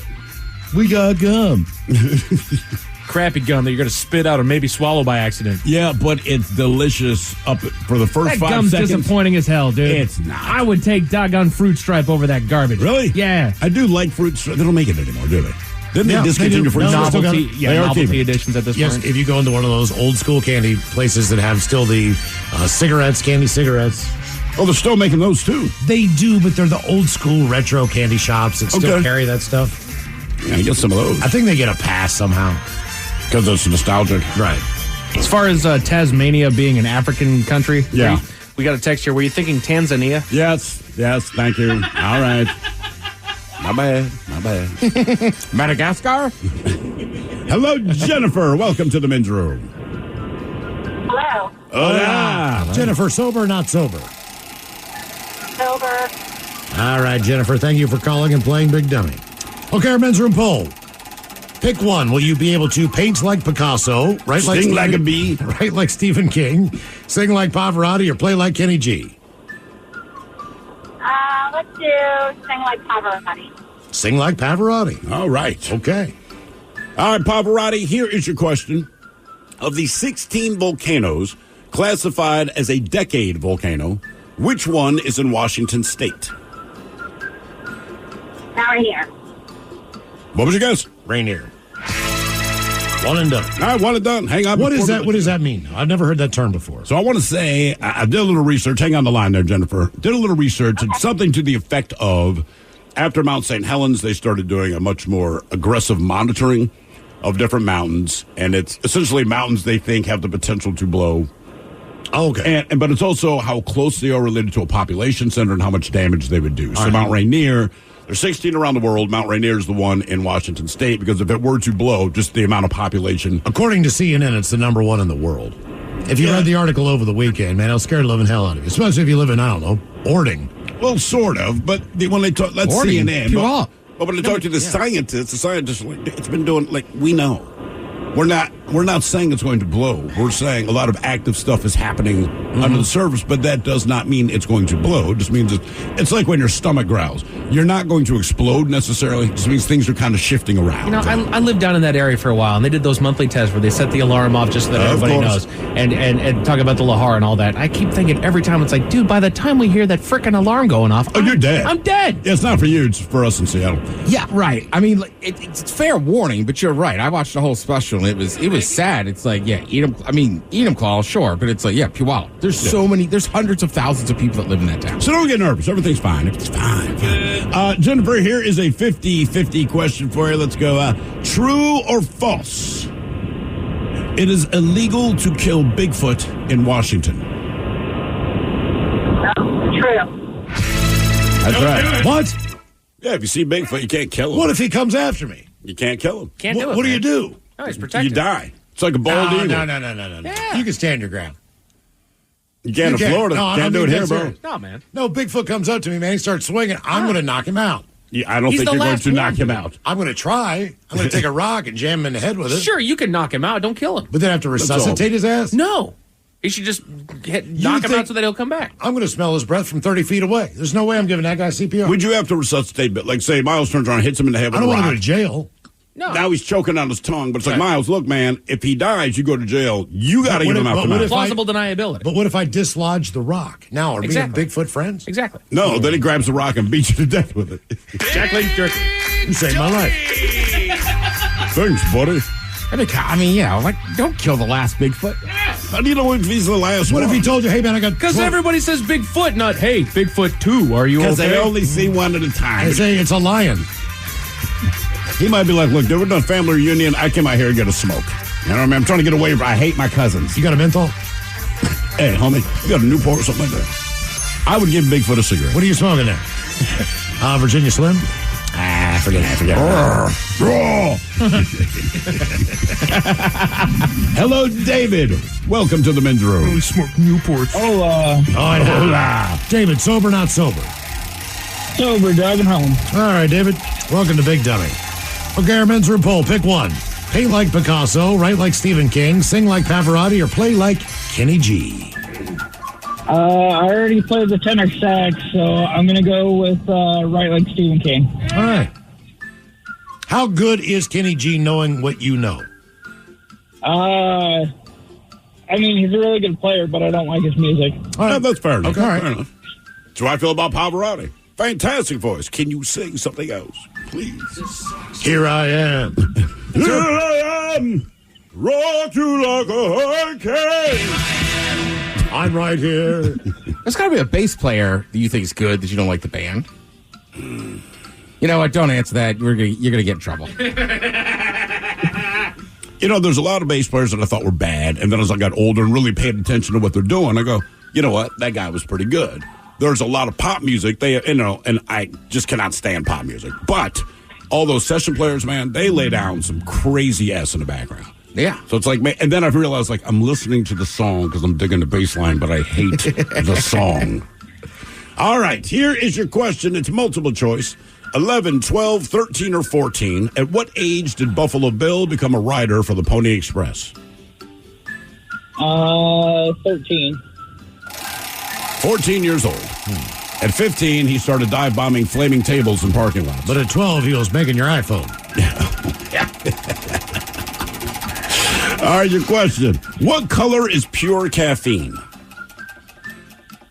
Brown?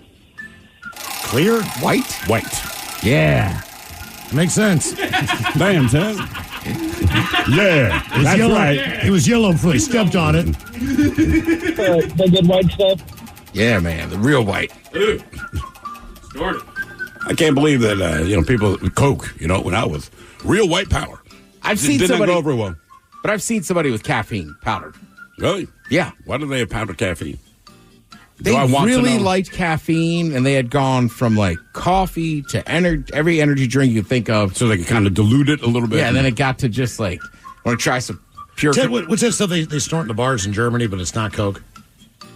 I think that's for like helping you drink more or something, or it helps the hangover. But it gives you a buzz.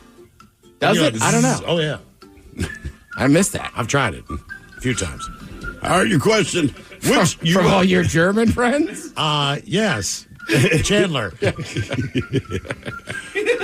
Which U.S. state's name is the first M of the 3M company? Michigan? Massachusetts? Minnesota. Question 4, David. You think people in Minnesota, we don't say it like that. Why do you always go Minnesota? We call it Minnesota. Stop saying Minnesota. It's Minnesota. All right, your question. What is the capital of Iceland? Reykjavik? All right. Hey, wait, before we let you go, I want you to just do your best.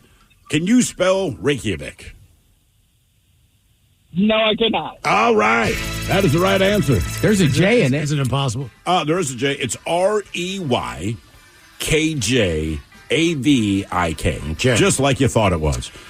Some cooking tips for the 4th of July and what people got on their plates there in the barbecue. Coming up with the head chef and Ted's Meat and Potatoes. About 4:30 right after emails from the men's room at KISW.com. You don't just live in your home. You live in your neighborhood as well. So when you're shopping for a home, you want to know as much about the area around it as possible. Luckily, Homes.com has got you covered. Each listing features a comprehensive neighborhood guide from local experts. Everything you'd ever want to know about a neighborhood, including the number of homes for sale, transportation, local amenities, cultural attractions, unique qualities, and even things like median lot size and a noise score. Homes.com. We've done your homework. This episode is brought to you by Progressive Insurance. Whether you love true crime or comedy, celebrity interviews or news, you call the shots on what's in your podcast queue. And guess what? Now you can call them on your auto insurance too with the Name Your Price tool from Progressive. It works just the way it sounds. You tell Progressive how much you want to pay for car insurance, and they'll show you coverage options that fit your budget. Get your quote today at Progressive.com to join the over 28 million drivers who trust Progressive. Progressive Casualty Insurance Company and Affiliates. Price and coverage match limited by state law. This is the story of the one. As a maintenance engineer, he hears things differently. To the untrained ear, everything on his shop floor might sound fine, but he can hear gears grinding or a belt slipping. So he steps in to fix the problem at hand before it gets out of hand. And he knows Grainger's got the right product he needs to get the job done, which is music to his ears. Call, click Grainger.com, or just stop by. Grainger, for the ones who get it done. My neighbor Ned brags a lot about his smart home. So I showed him my ecobee smart home. Turns out ecobee's a lot smarter. So tell the Ned on your block about ecobee. Just yell, "Get yourself a smarter home." Visit ecobee.com today.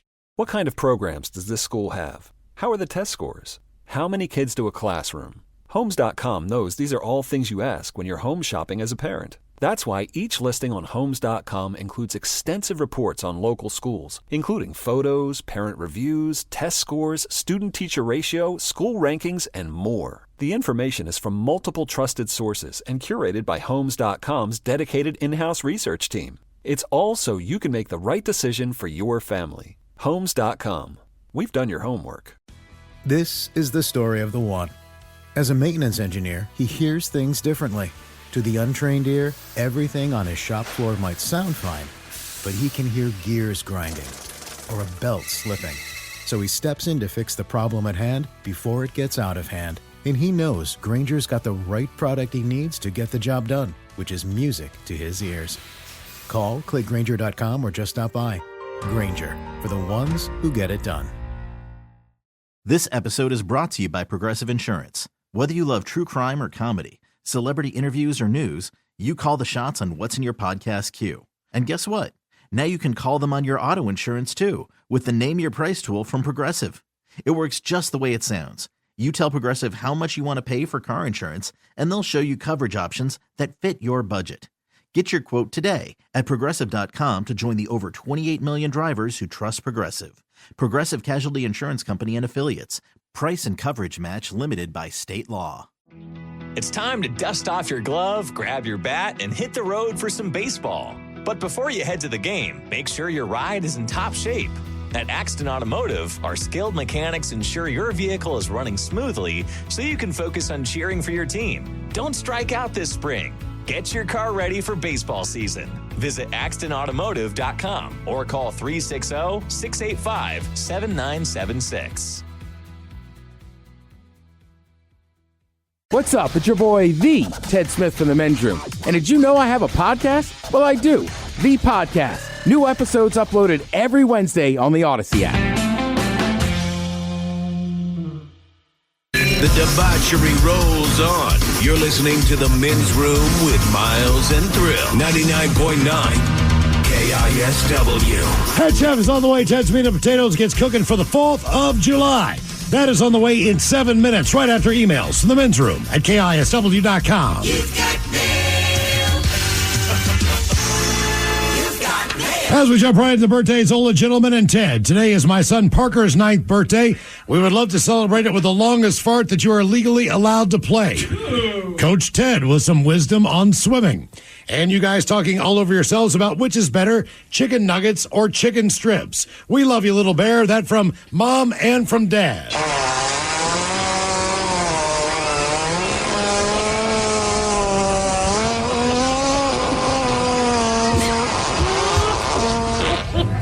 Coach Ted, you have some wisdom on swimming. Yeah, I'm guessing maybe still learning a little bit or getting used to it. Number one, don't be afraid of the water, all right? A lot of times the water's going to help you. So if you're afraid of jumping in the deep end, calm down. You're going to bounce back up. Now, second of all, remember, treading water. You're 9. You could ride a bike, do the same motion underwater. Other than that, I mean, just have you should know water is serious business, but don't be scared and try to keep your calm. Don't panic. That's how people drown. What's better, chicken nuggets or chicken strips? I think it depends on where you go. Tell you what, recently I went to Kentucky Fried Chicken. I got some of their saucy nuggets. Saucy nuggets are pretty good, but I do like a chicken strip. Typically steal them from my daughter. It's not really true. I like it when you talk to a younger person and they're like, well, the chicken finger's here. Yeah, okay. And that's where I normally stole them from my daughter's plate. But, full disclosure, though, I mean, I'm 43. There's still one bar in my mind that has like a premier chicken finger. Yeah, man, there's a couple places really look. They're dope. Just eat them. Good afternoon, gentlemen. Please wish my son Jaden a very happy 18th birthday with Coach Ted going hard on him, and then Mike's choice. Thank you, good sirs. Much appreciated.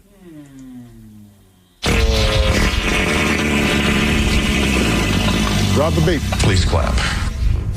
All right, Jaden, you're 18. It's about time you get your ass together. You don't think we know what's going on back there? We know about those long showers. We know about hiding out in the basement. And don't think I don't know about that bottle of booze underneath your bed, son.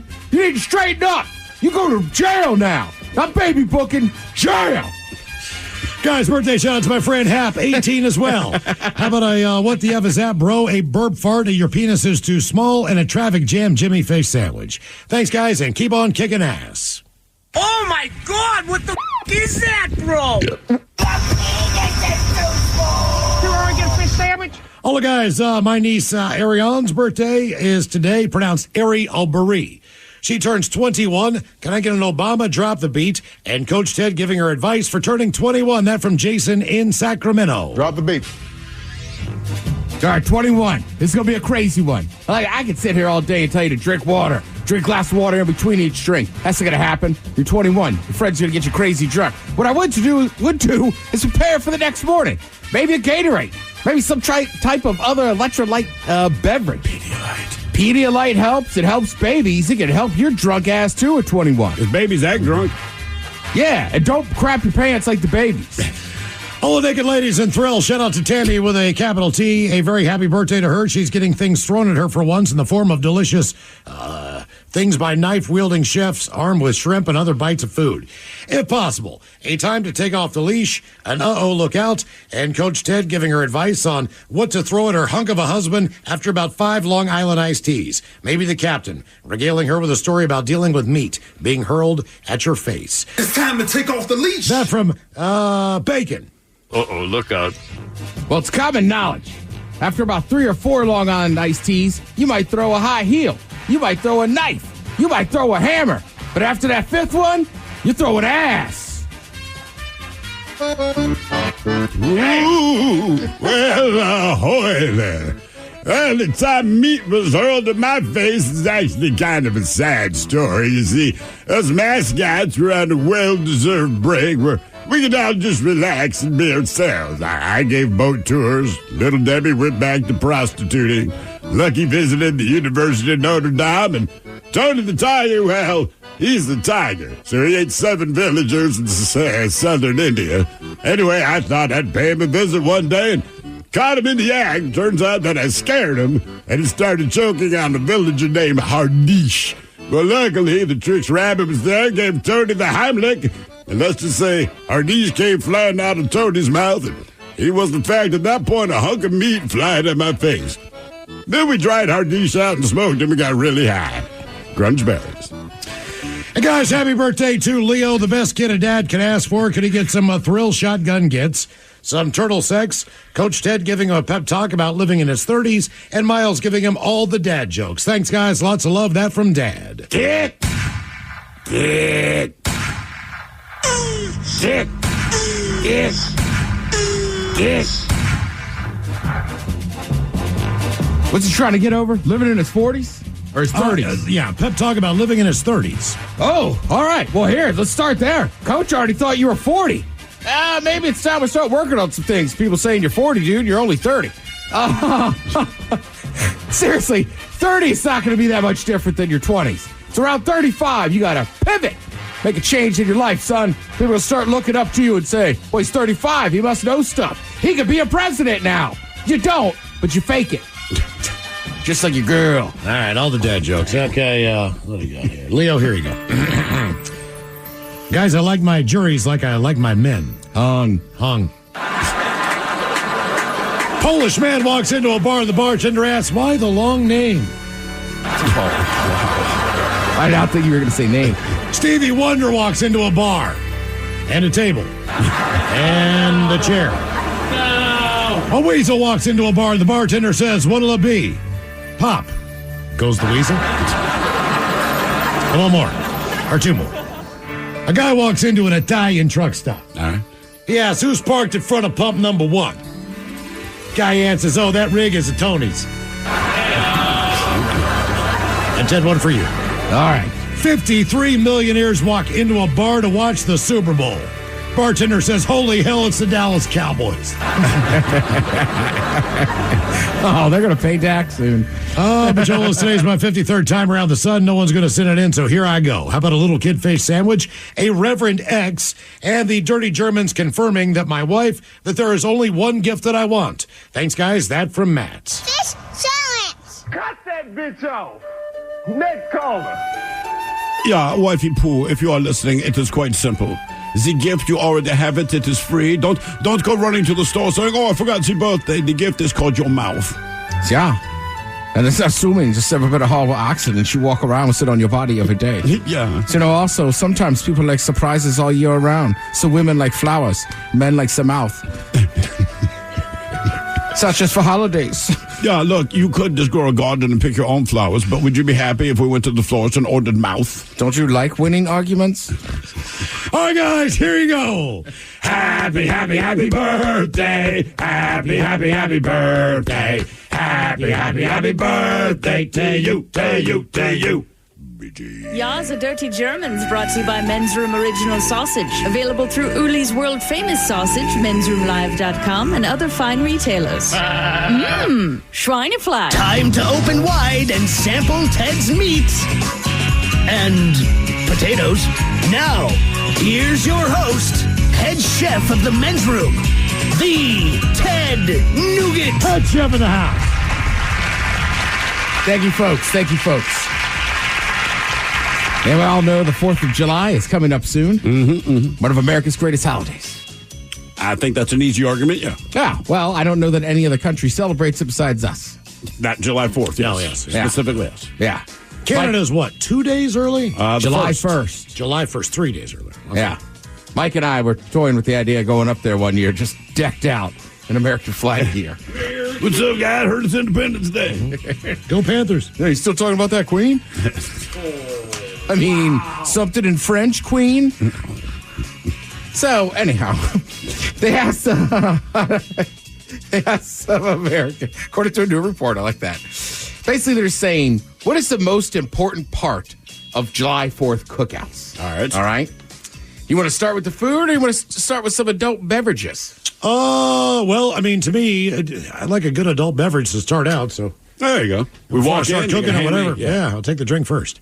I'm with you. I don't care, alcoholic, like adult beverage or not. I don't know that you ever walk into a cookout and it's just like, bam, hot dog. Grab a handle. Right, like generally you're going to have a sip of something. There's the cooler. Yeah, and if there's kids, at least in our home, the blue cooler's for the kids. Doesn't mean you can't go in it, but it's going to be juicy juice and crap. The stuff you're looking for, it's in the white cooler in the bag. Yeah, I kind of forgot till I was back east like a month ago. My family just labels everything. It's like 5 coolers, right? It's like water, soda, light beer, hard seltzers. Ours is simple. If there's not, so it could be water, it could be soda, it could be juicy juice box. I don't know, but if it's in the kids' one, there's no alcohol. If you just need hydration, it's there. So some of the top adult beverage choices, and this shouldn't surprise anybody. The number one choice, light beers. Yep, summertime. Yeah, man. Yeah. It's the only time I truly enjoy light beers. I always like heavier beers, but yeah, in the summer, especially when you're outside, like, give me that light beer. Also, the rest of the country is in 90-degree weather. Yeah. That just goes down a lot easier. Yeah, exactly. There's some good light lagers out there. Hard seltzers are second, which, again... How many years have seltzers been crushing it? 5 years? 5, longer? 6? It's a good question. It's probably 5 or 6 years ago that they came out. And White Claw was the GOAT. But I drink a lot of just canned seltzer waters, period. So I remember seeing that was coming out. I was like, this is going to be awesome. There's a lot of different seltzers out there nowadays. I did go to a store today. At first, I bought a 6-pack of the Men's Room IPA because it's delicious. And also because I want to support the Fisher House. But then I bought some seltzers. Was torn between that and some tea. Vodka is obviously high on the list. Again, summertime drinks. Yeah, I mean, you could just make vodka lemonades. You'd be fine. Or just dump it into a watermelon and watch how quickly people eat it. Canned cocktails make the list. Mexican-style lagers. Absolutely. Okay. Yep. Mm-hmm. I was going to say tequila, too. Tequila's on the list. Rosé, IPA, then other lagers. And box wine. I mean, look, I love IPAs, but when I think of a hot-ass summer July, not my go-to. Oh, I will say this. The Men's Room IPA, it's very much a summertime and a wintertime beer. It fits I'm both. with you, man. My sister-in-law's a big IPA fan, and she had some a while ago, and she was like, oh, this is light and crisp. Mm-hmm. I was like, yeah. I was like, it's not your traditional IPA, but it's great. Yep, very good. Also, Thrill, never be afraid of a little summer shandy. Oh, God. Yeah. I just hate the name. Is that what, Leinenkugel? They're the ones that make that famous? Yep. There's a lot of people that make them, but Leinenkugel's was the first one I remember seeing. Like, they were shipping it out and everything else. It was pretty big. Some of the condiments that made the list of, like, top things to have at a cookout on 4th of July. Hot sauce was number 1 out west. Hell yeah, man. You know what number 1 condiment in the Midwest is? Ranch. Good call, Miles. Or mayonnaise, something. I like this. The Northwest and Northeast, apparently they love mayonnaise. And down in the South, they want barbecue sauce. Yep. Let's see. Ketchup obviously finished number 1 in 5 states. Mustard in 3 of them. And then relish was super important down in Texas. Really? Yeah. I figured hot sauce would dominate down there. Yeah, you never know.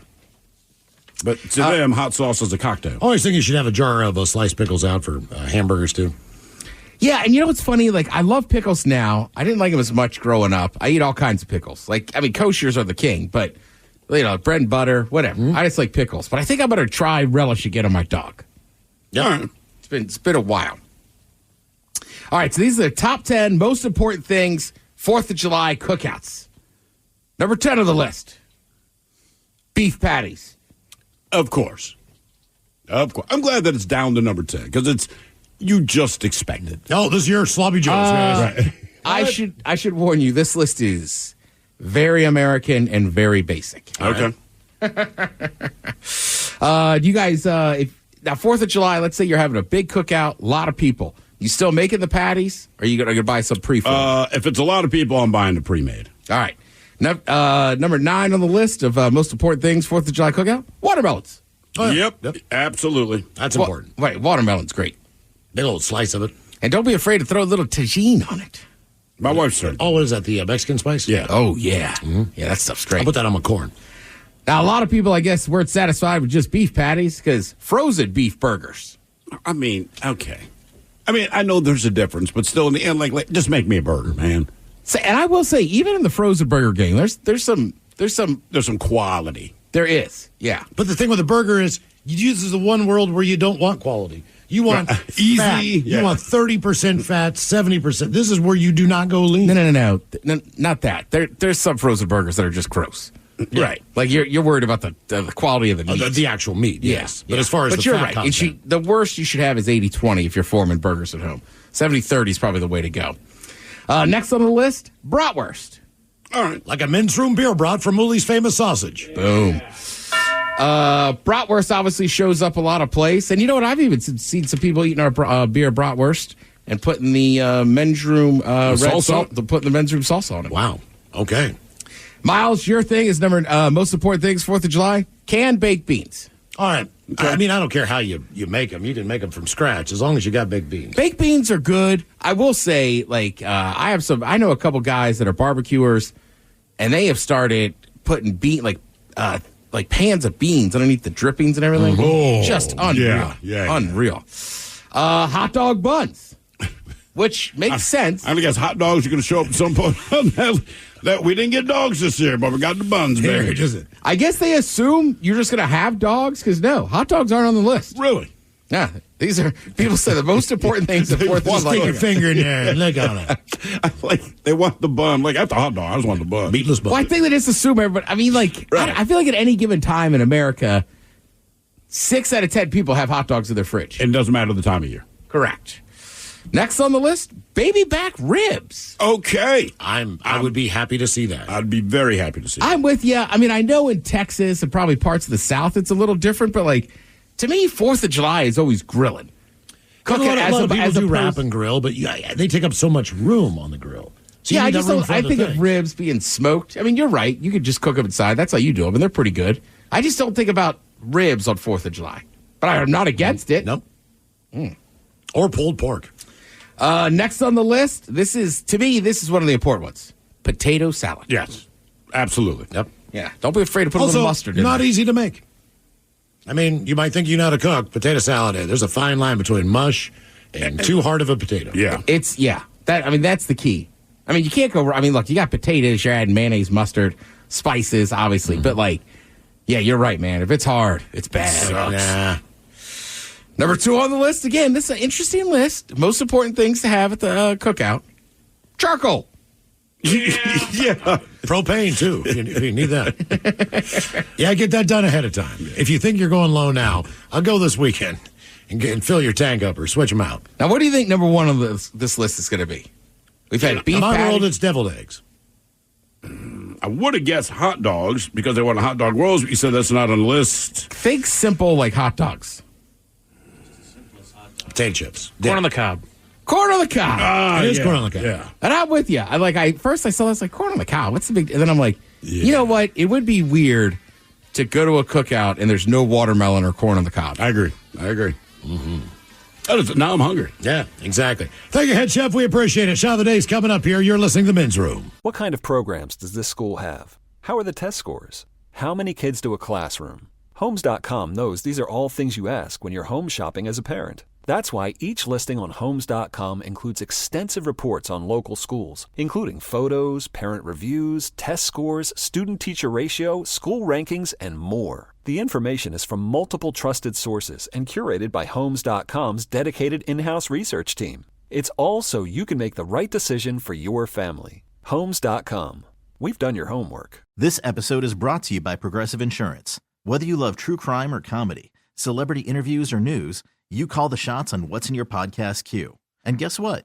Now you can call them on your auto insurance too with the Name Your Price tool from Progressive. It works just the way it sounds.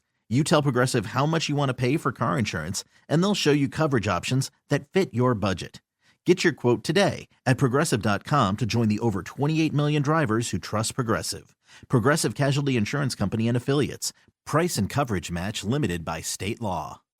This is the story of the one.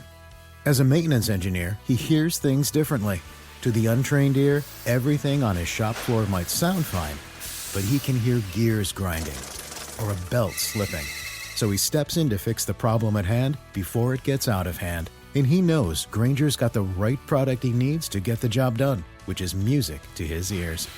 Call, click Grainger.com, or just stop by. Grainger, for the ones who get it done. I've got this neighbor, Ned, who brags about having the best smart home. So I showed him my Ecobee smart home. Turns out, Ecobee's a lot smarter, is easier to use, and saves money. Ecobee's the smartest choice I've ever made, except for my little Pomeranian. Oh, yes. Oh, you are so cute. Aren't you my little pom-pom? Sorry. So tell the Ned on your block about Ecobee. Just yell, get yourself a smarter home. Visit ecobee.com today. 99.9 KISW. The shenanigans continue. This is the Men's Room with Miles and Thrill. All right, coming up in just minutes here, we'll drink and toast with the shot of the day. And we do have your headlines on the way at 5:50. But first, quick check out with Mike Hawk and some of the stories and headlines he is not working on. Thank you, Miles. A new study found that interventions against misinformation has also increased skepticism towards reliable sources. And that's why you put out misinformation. Correct. Right? You want to create the chaos, so to see it that way, whatever your narrative is. Exactly. You know, I mean, come on. And it goes back to what we were talking about with confirmation bias. Yeah. You know, as long as you feel a certain way, you will find a story. You can find a verifying article anywhere. Yeah, people want to live in their echo chamber. Right. And which is okay. That's why you make friends with the people you make friends with. Absolutely. You know? And now we're getting to the point, and I'm glad about this. I don't know where it's going to morph into beyond that, but it's like, let's start backing up these sources that we're checking. Right. You know, yes, there's an article online about it, and I appreciate that you found that. I appreciate you doing your research to find that. Now, let's talk about who wrote this thing, because anybody can make a .com, so let's look at credibility here next. Yeah, but that would ruin your narrative. It would. So don't do that. It would. You see. But you know what? That's why I like our conversation, Steve. What does a doctor have? What do you mean?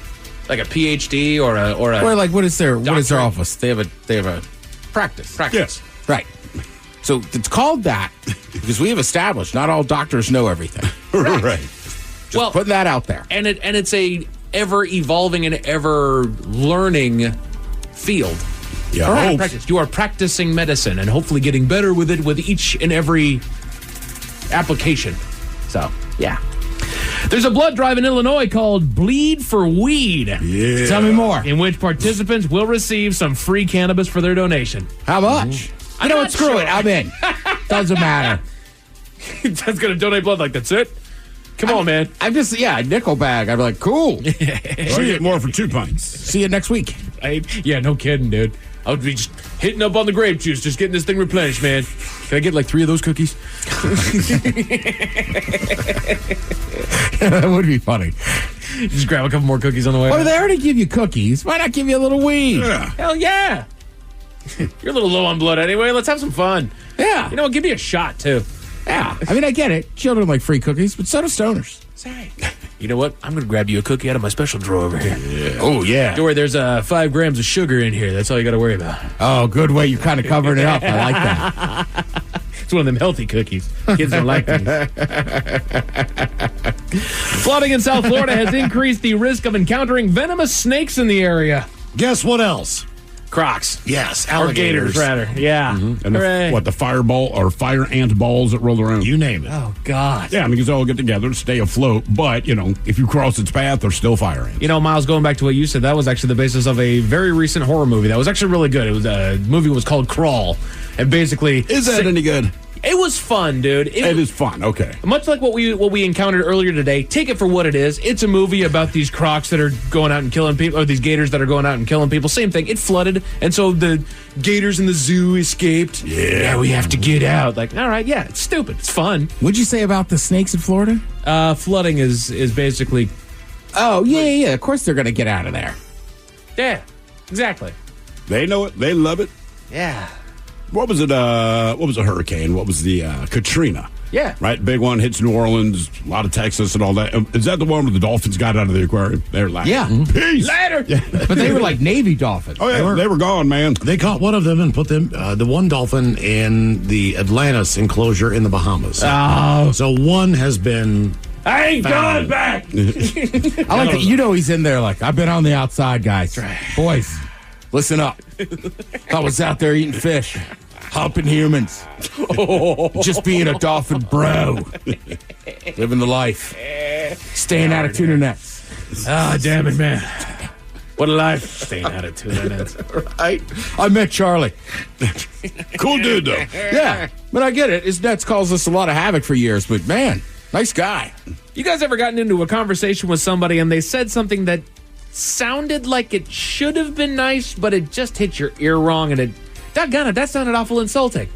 Yeah, it's usually my wife. The problem is that not everybody knows that what they said is insulting. The Men's Room Top 10. The Men's Room Top 10. 10 compliments you didn't realize are actually pretty insulting. I think it depends on the person on the receiving end of said compliment. For example, there are some sweet, delightful human beings out there. But admittedly, they have the intelligence quotient of a slice of American cheese. I almost feel bad about using them as an example of what happens when you live beneath power lines. Almost. God, man, we would go camping with the scouts from time to time, and we ended up at a couple spots that ended up under the power lines. Right. And it is freaking when you get up in the middle of the night. There's no like Kaibo or anything like that, so you just got to go find a spot in the woods and you just hear that. Yeah. Like, I'm getting cancer. At night, you can also sometimes see the electricity running through them. Yes. It's like it almost illuminates that whole Terrifying, dude. Yeah, that sound is so loud. It's cleared. Yes, it is. Bonus. God. So these are 15 compliments you didn't realize are actually pretty insulting. Like when somebody says, "You're so responsible for your age." Yeah. Oh, yeah. You're just responsible. Yeah. I've known a lot of adults that aren't responsible for their age. So you're either responsible or you're not. You're right, but you don't say it to other adults unless they're like speak to me, and you're like, all right, you're pretty irresponsible, Right. or they're like really effing up something. Yeah. But you're right, you do say it to younger people. Which I typically say something like, when I was your age, I was never as smart as you are. there you go. Yeah, that's typically comes out of my mouth. Because it's like, look, I wish at some degree I was as mature at your age as you are. Right. But it's not it's a compliment, but it's still like, I am impressed just how ahead of the curve you are. Well, and it's encouraging, like, keep doing what you're doing. Like, whatever it is, however you're learning, you should be doing that. I don't know who would ever say this. This is another one of those, it's like, really, who's saying this? But you're so lucky to have found someone despite your flaws. Jesus Christ, man. That's someone who doesn't like you. Stop talking to that person. The first one, I can kind of see is, like, you could take that as a compliment, right? But I could see where somebody would be like, but that one is just rude. They're saying, it's what my wife writes in our anniversary cards. They say often delivered with a chuckle or a nudge. It's insulting and implies that your worthiness of love is questionable. Which, I think it depends. It's situational. If I say it to you, Mike, we're obviously joking. Go ahead, Ted. Are we? I was going to say, typically when I hear a comment like that from somebody, it is somebody who is not on the level of friendship that should be joking like that. Right. And then they always follow it up with like, well, it's just a joke. It's like, no, you're not funny enough, so you're an insulting D. You know what? That's a good point, Ted. Yeah, like you're just right. be funnier. Or just say hello. Right. You know, like I don't know. I never got that part. Right. And it's, like you said, it's people that aren't on that friend level to where when they make that joke, you know that they're fooling around with you. Right. So, yeah, if it is going to be a joke, make sure that it absolutely lands. Be funnier, as you said. That's perfect. That's a perfect way to put it. Right. If you're the best man at the wedding, you can make that joke. Of course. You bet. Right. How did this end up with this? Because I'm actually quite charming. Shut up. You're so strong. I never could have guessed you were ill. Right. People mask what they got going on. Not everybody sits there and complains about everything that they've got going on. Some people are hiding everything that they got going on because they don't want to bring the room down. And yeah, most everybody's going through some crap. That's why they say be nice to people. Consider the fact that you don't know what the hell they got going on. Mm-hmm. Nobody's life is perfect. Nobody's life is going exactly as they want it. You can have the most money on the doggone planet. Your life is still not going as perfectly as everybody thinks that it is. Now, it might pale in comparison to the problems of your life. Yes. I don't give a damn. They're still going through what is difficult for their life. Them. They couldn't walk a mile in my shoes. Probably not. You also don't know that. They haven't put on your damn shoes before. Maybe they can do it better, and how would you feel about that? They might be able to walk 12 miles in your shoes. Right. You don't know. And also, again, it depends. Like, if you're going through something really tough, like, at some point, you don't want to talk about it with everybody that asks you how you're doing. So you just kind of go through the motions. So. Right. And then when people find out, they're like, oh, my God. It's like, well, yeah. But, like, I don't know. Like, I got to have some happiness during this depression day. Exactly. I can't just walk around with the rain cloud over me. All four of us in here have stuff that goes on. But I like to think that as soon as we walk in this door, the studio door, it just doesn't get talked about anymore. It stays out there. We just kind of do it. This is our escape. This is where I come to not have to think about that crap. We'll talk amongst ourselves, but I don't... Drew's a great guy. I don't want to talk to him about my woes, dude. I want to talk to him about how the Seahawks are doing. You're articulate. You're articulate for someone from your background. Ooh. Yeah, I've heard that one before a lot. You speak really well, Steve. I didn't actually think that you were black on the air. Yeah, I know. You'd hear that, and I'm like, are you kidding me? I used to hear, where's your hillbilly accent? Where's your hillbilly accent? Mm-hmm. I don't have one. No, I mean... The area I grew up in, West Virginia, wasn't really the southern part of West Virginia. Sure. So I had more of a Pittsburgh accent. Okay. That makes sense. Yeah. Yeah, but you're very articulate. I'm like, my parents raised me right, and they're not stupid, and we don't accept it in my home, and I don't accept it now. What is your point? Right. And? If this is the language we are supposed to speak, let's use the words as they are defined. Right.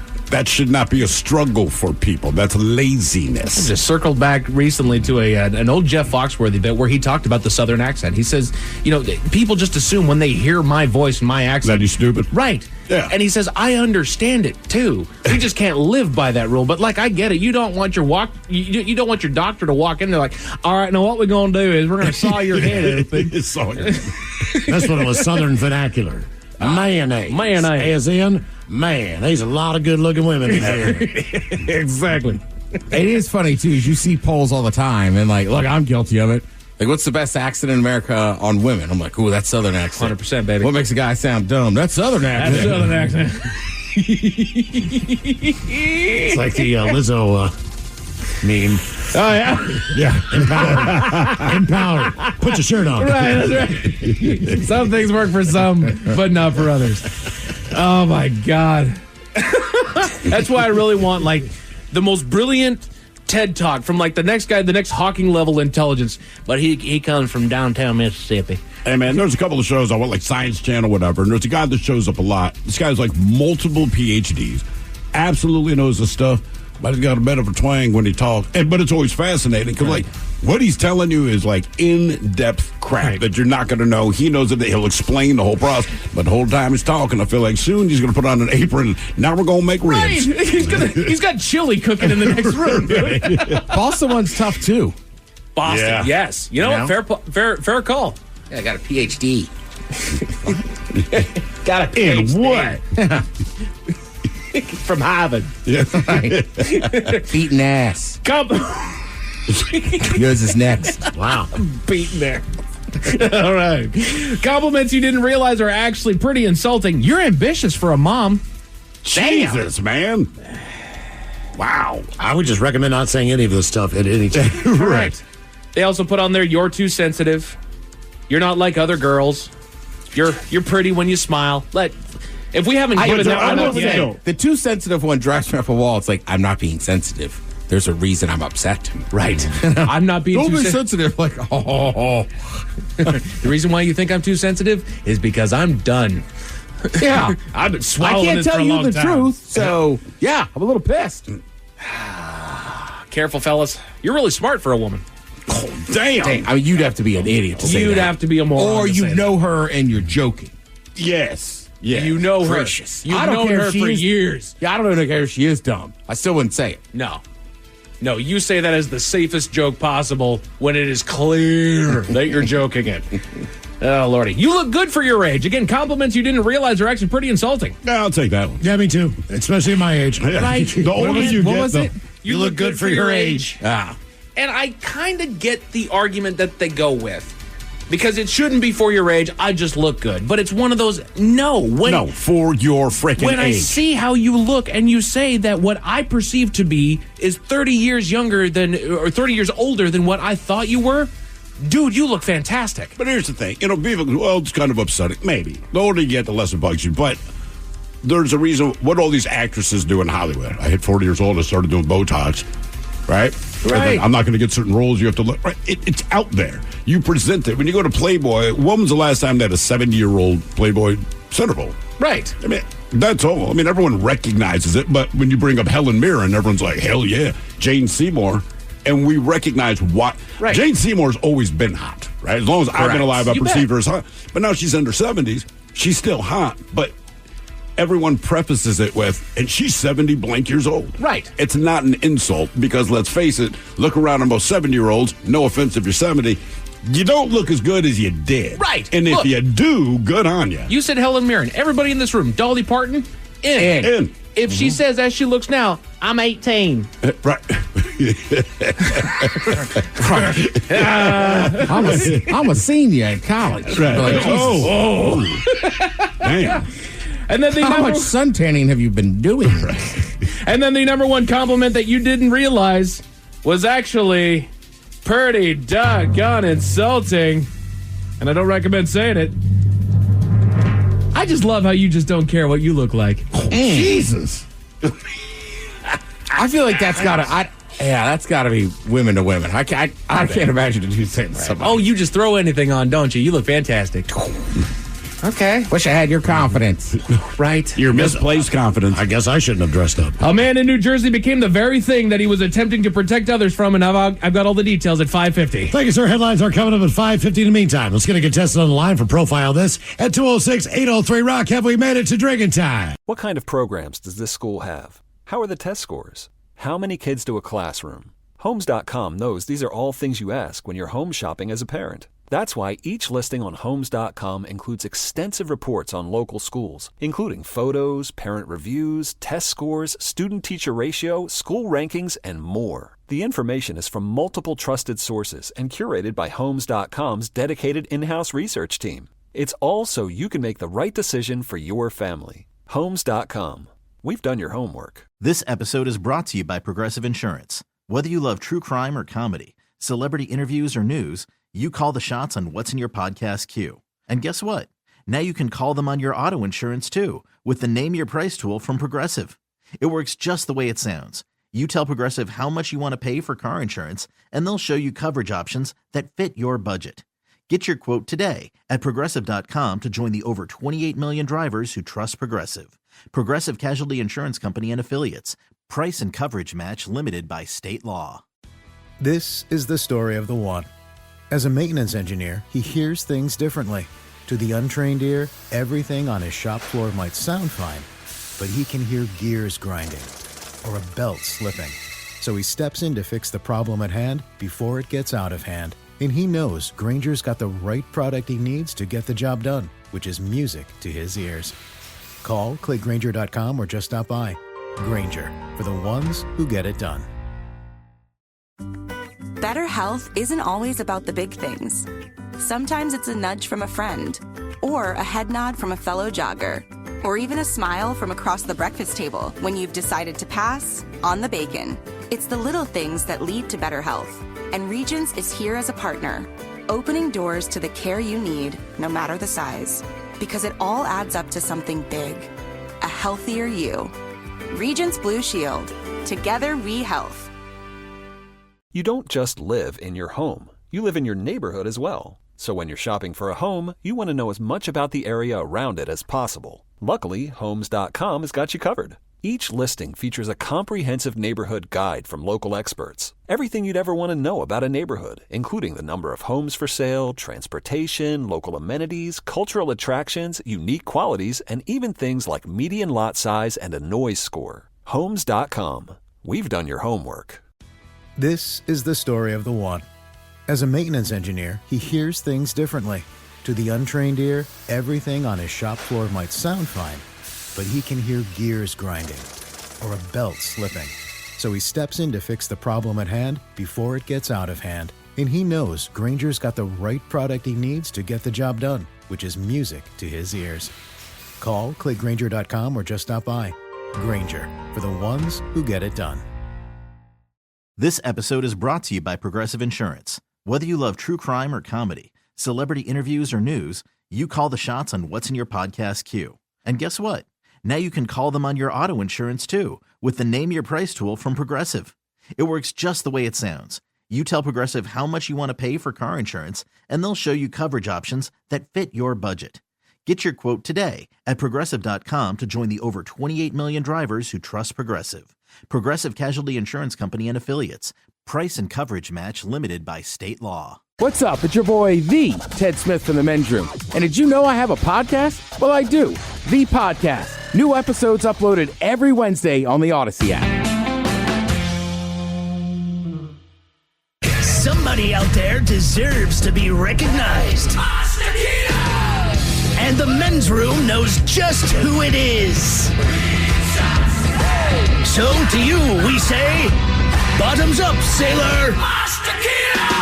You're the toast of our shot of the day. Drink time it is, and as usual, we head to the drink desk and Stephen Throwhill to find out who we're toasting. Yes, indeed. And today we toast an unidentified woman from China, but her story takes place in Fukushima, Japan. Now, she was in Japan for international studies, and she recently got herself into some legal trouble. The crime? Well, it seems pretty obvious. Like most countries, it is illegal to drive a vehicle on the sidewalk in Japan. But she was caught doing exactly that. Now, her excuse was that she didn't know Japanese law. Now, authorities pointed out that that really is not an excuse. And even if she didn't know that you could not drive a vehicle on the sidewalk, she would certainly know you at least need a license to operate a vehicle, period. And she did not have a license for the vehicle that she's operating. Now, we're not sure of the severity of the penalties that she's facing. I think it's more of a fine than any kind of jail time. But if she has learned one thing, when you're in Japan, it is not okay to ride your wheeled suitcase on Japanese sidewalks. She was on a wheeled suitcase. That's all. And it has a little battery in it. It can go up to 8 miles an hour. So she's, quote unquote, just having fun. Right. Sitting on the suitcase. Cop snatched her up and said, "Do you have a license for this?" She's like, "A license for what?" She's like, "The suitcase." She's like, "No, it's a suitcase." I said, "You're driving it." She's like, "It's an electric suitcase. I'm just having fun. I was sitting on it." Either way, it's a penalty, even if you have an electric mobile suitcase, to ride it on the sidewalks, because it is now a vehicle. She did not have a license, and she was driving her vehicle on the sidewalk. Damn. Wow. Just a word to the wise. Jesus. So when she said, "I did not know that was against the law in Japan," I tend to believe her. Anyway, we pour this booze and we drink this booze because we think it's yummy. Yummy! So over the tongue and down the throat to party in our tummies. Down the hola bichola. The Men's Room presents Profile This. Hey, Stephen Throwhill, could you please tell everyone how Profile This is played? Oh, I sure can, Miles. It's a simple game where we share with you a real-life news story. Something that happened right here on planet Earth. Earth. And as you listen to the story, based on the stereotypes you believe to be true of people and the decisions that people make, we'll ask you what it is you think makes the story a story. Hello, John. Welcome to the Men's Room. How are you doing today? Hola. All right, John, you understand how this here game is played? Oh, yes, I do. All right, you have a choice of one of three stories. We have Bite Me, in other words, what did somebody find in their food? Interior Decorating, where you guess the foreign object that ended up on the inside of someone. And finally today, Animalize This, where you guess the animal responsible for causing the problem. Let's go for interior decorating. Oh, okay, yeah. All right, here's the story. A woman by the name of Katie Holly.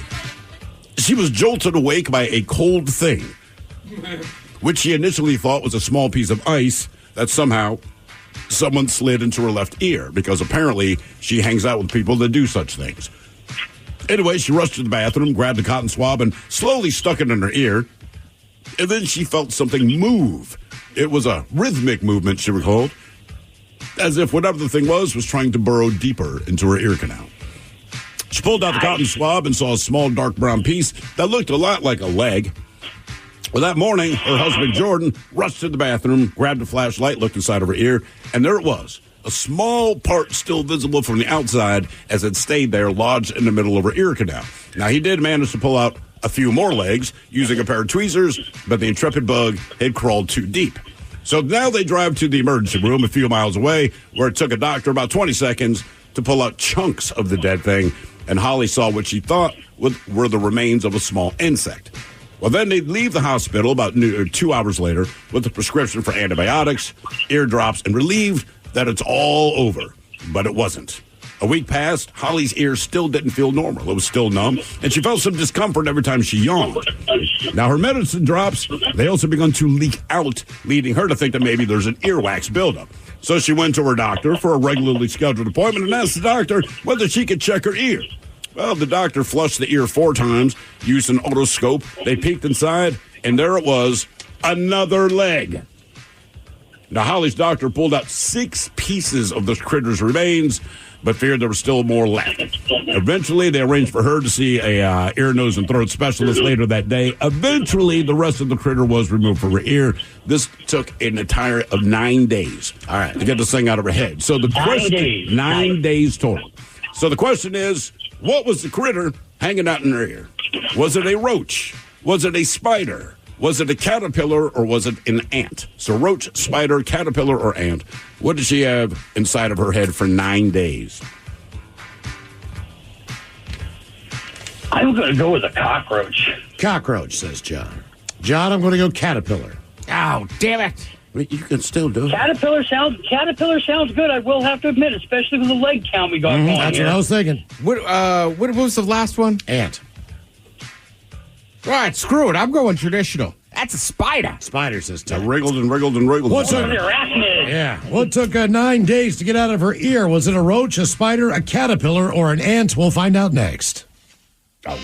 That was a tease. What kind of programs does this school have? How are the test scores? How many kids do a classroom? Homes.com knows these are all things you ask when you're home shopping as a parent. That's why each listing on Homes.com includes extensive reports on local schools, including photos, parent reviews, test scores, student-teacher ratio, school rankings, and more. The information is from multiple trusted sources and curated by Homes.com's dedicated in-house research team. It's all so you can make the right decision for your family. Homes.com.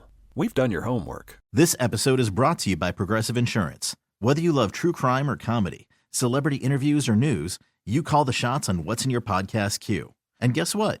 Now you can call them on your auto insurance too with the Name Your Price tool from Progressive. It works just the way it sounds. You tell Progressive how much you want to pay for car insurance, and they'll show you coverage options that fit your budget. Get your quote today at Progressive.com to join the over 28 million drivers who trust Progressive. Progressive Casualty Insurance Company and Affiliates. Price and coverage match limited by state law. This is the story of the one. As a maintenance engineer, he hears things differently. To the untrained ear, everything on his shop floor might sound fine, but he can hear gears grinding or a belt slipping. So he steps in to fix the problem at hand before it gets out of hand. And he knows Grainger's got the right product he needs to get the job done, which is music to his ears. Call, click Grainger.com, or just stop by. Grainger, for the ones who get it done. 99.9 KISW. We return to the men's room with Miles and Thrill. Categories interior tech rating on profile. This woman was jolted awake by something that crawled into her ear. It was a bug. It was removed by a doctor. But wait, it was not. A portion was removed. So she went back again, and there was more. And then she went back to another specialist 9 days later. There's more. He removed the rest. Question is, what was that bug? Was it a roach, a spider, a caterpillar, or an ant? And John, that is the very question that we posed to you, but let us start with Miles Montgomery. You went with the old caterpillar based on the number of legs? I did. It was not a caterpillar. Logically, I thought it Ted was. Smith, Well, I went thought with the spider, right? Got 8 legs. Figured Big that's more than legs. 6 big, long, sexy legs. Yeah. I'm glad we agree on that. Yeah. It was not a spider. John, you just went with the old cockroach, la cucaracha. You are correct, sir. Can't kill him. There you go. It said when her husband tried to pull it out, when he first looked in with the flashlight, its head was looking back at him with the antennas moving. And he tried to get it out, and it just sunk deeper in. Man, I thought caterpillar just because they make a cocoon before they turn into butterflies. You got a butterfly flying under your head. I just assumed that the caterpillar got a little lost. It was like, oh, this will work. It's like if you're a bear, you could use somebody else's cave. That's a good point. Now for all TV news all the time, it's time for TV Time with Ted. And now, because your pathetic life is confined to countless hours in front of a talking box, the Men's Room presents TV Time with Ted. You're 12 years old. All right. Cool. You're homesick from school. Drinking your ginger ale, eating saltines, eating those Ludens, the good cough drops. Yeah. What are you watching? Price is Right. You goddamn right you are. Yeah. So we all grew up watching The Price is Right. And it's funny because it's still on in the middle of the day. Like every once in a while, if we have a day off, I'll be like, I'm going to watch The Price is Right. Honestly, if it was on at 7 o'clock at night, I'd watch it. Yes. I just like that, Wheel of Fortune Jeopardy hour. It does feel like a morning show, though. I'm with you. It feels and like it's you should an have a cup hour. of coffee watching it. Right? So, I think it's easier to spend an hour watching 2 game shows as in Wheel and Jeopardy. Okay. But I just don't know if Price is Right. Because remember, they It's had like Sesame Street. And They the did Muppets. some. One's night, one's day. They did some primetime Price is Right yeah. every once in a while. But I'm with you, Mike. It feels like a daytime show. Right. It was like Price is Right at night, and I feel like they might have been cracking the bottle a little bit, if I'm not mistaken. Did you ever see Price is Right After Dark? No. Sexy. I mean, just TNA everywhere. No, they never made a Price is Right After Dark. After dark. So we know Drew Carey is the host of that. He was having an interview with TV Insider. And basically, he just kind of revealed what I think a lot of us would think if you ever watch the show when they say, come on down. Those people are pumped. They're fired up. Always. And he said a lot of them kind of get the courage from, you never know. They asked about, people get a little messed up before they show up. This happens all the time. They'll have a gummy, or I'll smell alcohol in the breath. Not unusual. There was a guy here tripping on mushrooms. That's awesome. I've never tripped on mushrooms, but I got to imagine the colors and all the All the backgrounds sounds and everything going Either on that there. or you lock in laser focus, man, and get it to the dollar. Well, it also depends on how much you're having, this or that. So you're not always going to see. It's not always going to be a laser show, I've heard. But he said the guy was a sketch comedy guy. I found out later when I used to go. Basically, the guy was on Upright Citizens Brigade. Did you guys ever watch that show? Yeah. All right. So he's tripping on mushrooms. They would all hang out, and we're like, did you see the guy who claimed to be a skateboarding rabbi? I asked him what he did for a living, and he goes, I'm a skateboarding rabbi. And I didn't think about it until he got picked, and he totally tripped, because basically that was a character. Ah, okay. All right. Yeah. Also, Bob Barker used to always sign off on the show, spay or neuter your pets, which as a kid, that was a tough one to understand. I never knew what it meant. I knew what neutered meant, but spray, why are we spraying pets? Spraying with what? Yeah. So Carrie keeps it going, but he says, take care of yourself, especially your mental health. It's so important, and I love you.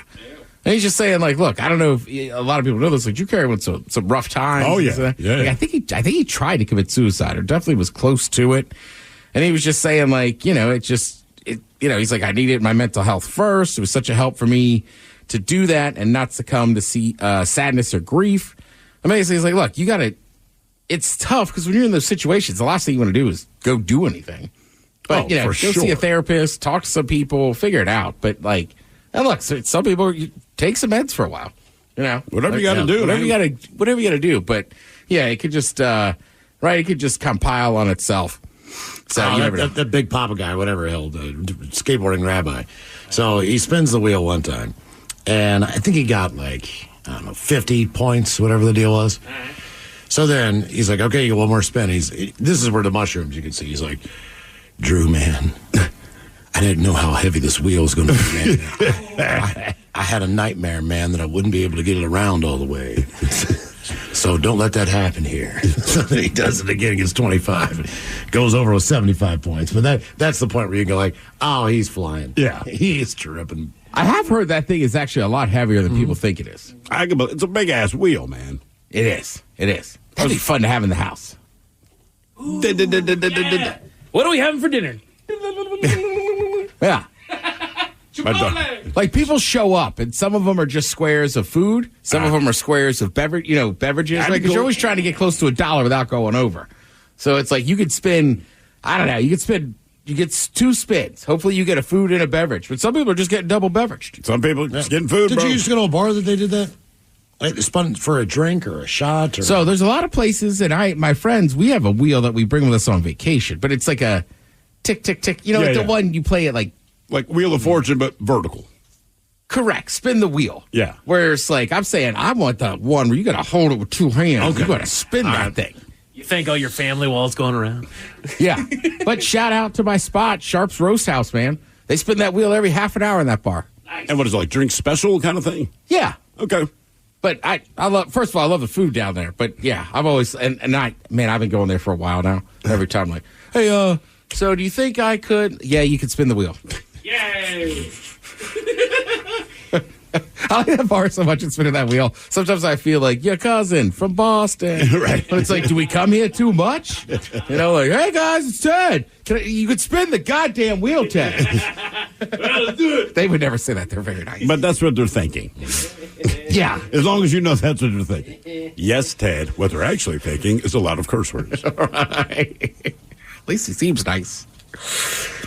Al Michaels coming back for NBC Olympic coverage. But it's not the real Al Michaels. And on a weird turn of fate, it's still spelt this. No, it's not. I obviously don't know what lowercase i's and l's are difference. I was like, it's still Al Michaels, but it's AI Michaels. Probably, my name's always been AI Michaels. I don't know if everyone called me Al.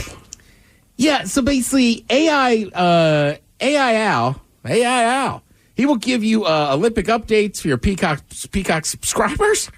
Customized to focus on sports you care about. Plus things like viral moments, athlete backstories, and other categories. Hey, can we get a backstory on like an athlete that grew up in a nice home? Yeah, they grew up rich. Yeah, parents took them to do this is the Brian Gumble theory, man. And it always has to be but some it's just tragic always story. yeah. It's like it's like, dude, like first of all, good for that guy or gal, but maybe they don't want that out there. And then you saw this year at the NFL draft, it's kind of insulting. Tell us where your family came from. They were like, Texas. How far was it for you to get here? Like, I don't know. 3.5 hours on a flight. But the other thing with the Olympics, like they came from these humble beginnings and blah, blah, blah, blah, blah, blah, blah, blah. It's like, right, it's the Olympics, they're not getting paid. NFL, NBA, MLB, I get it. They're about to get paid, right? You can't, like, I can buy my mother a house. That's what half the players say when they get that first check, right? Olympics, like, how do you feel? Like, I'm proud I made the team. There's no money in this, man. Yeah, I mean, I'm still broke when this is done. And I'm going back to that same asshole that you just did a documentary and my about. full-time job is training to do this. Right. I don't have time to do anything else. I don't have time to get a part-time job. Yeah. I mean, look, I think the best part about the McDonald's, McDonald's. The Olympics is once your event's done, everybody has sex and We'll go from the golden rings to the golden rings to the golden arches. Right, Ted? There's somebody hungry. I mean, damn, dude. They got a 20-piece tea. Well, it's because they always have McDonald's. Like, you see these athletes who never eat, I'm sure, fast food. Yeah. But once their event's done, that's the thing you hear. They run through condoms because they're having sex. They eat a lot of McDonald's. I am hungry, but I want to hear Ted do the Olympics. Hey, I'll tell you one thing about this runner right here, man. That guy's got that special sauce. Yeah, he sure does. This French guy sure does fry on those bars. These two guys, I'm telling you, it's like 2 old beef special patty, lettuce, cheese. I was hoping he was going to be sweet, but today he was a little sour on that attempt. So the Al Michaels thing with the AI. Right, so Al Michaels also okayed this. Here's my issue.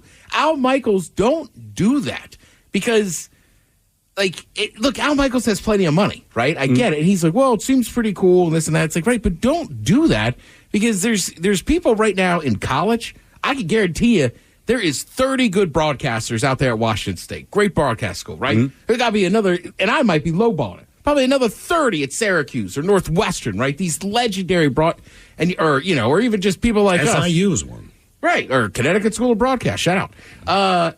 And it's like, well, they're not going to even have a chance at a job because you're rich. If you lose your job today and you're Al Michaels, you get replaced by AI, it doesn't matter. Correct. Right, but you're right, man. The people don't want to come up and actually do any form of broadcasting, which is, I'm not going to say that broadcasting itself is difficult to do. It's not that. Either you can do it or you can't. But the opportunities to get the opportunity to do it are real low. My only thing with that AI, I will know whether or not you really emulated Al Michaels based on how they say ball. If it's bull, I'm like, you nailed it. If you say ball, you didn't. Didn't he basically get fired from Amazon NFL broadcasting? Or not fired, but did they tell him to leave, or did he just suck so bad? I think that was kind of a a parting of the ways. We don't like each other, but let's be professional. I mean, look, I love Al Michaels, right? But he's always been kind of crotchety. He's always been kind of crotchety, even when he was younger. But he just, On those Amazon broadcasts, I mean, look, I know he doesn't give an F, but like, don't. He made it so obvious. You know what I mean? Like, look, we've all had off days in here, and like, I swear to God, people, like, we'll all, like, I'll feel bad. Like, man, I just didn't have it today. Sure. Al Michaels just like, yeah, you're watching this Thursday night game. It sucks. It's too late.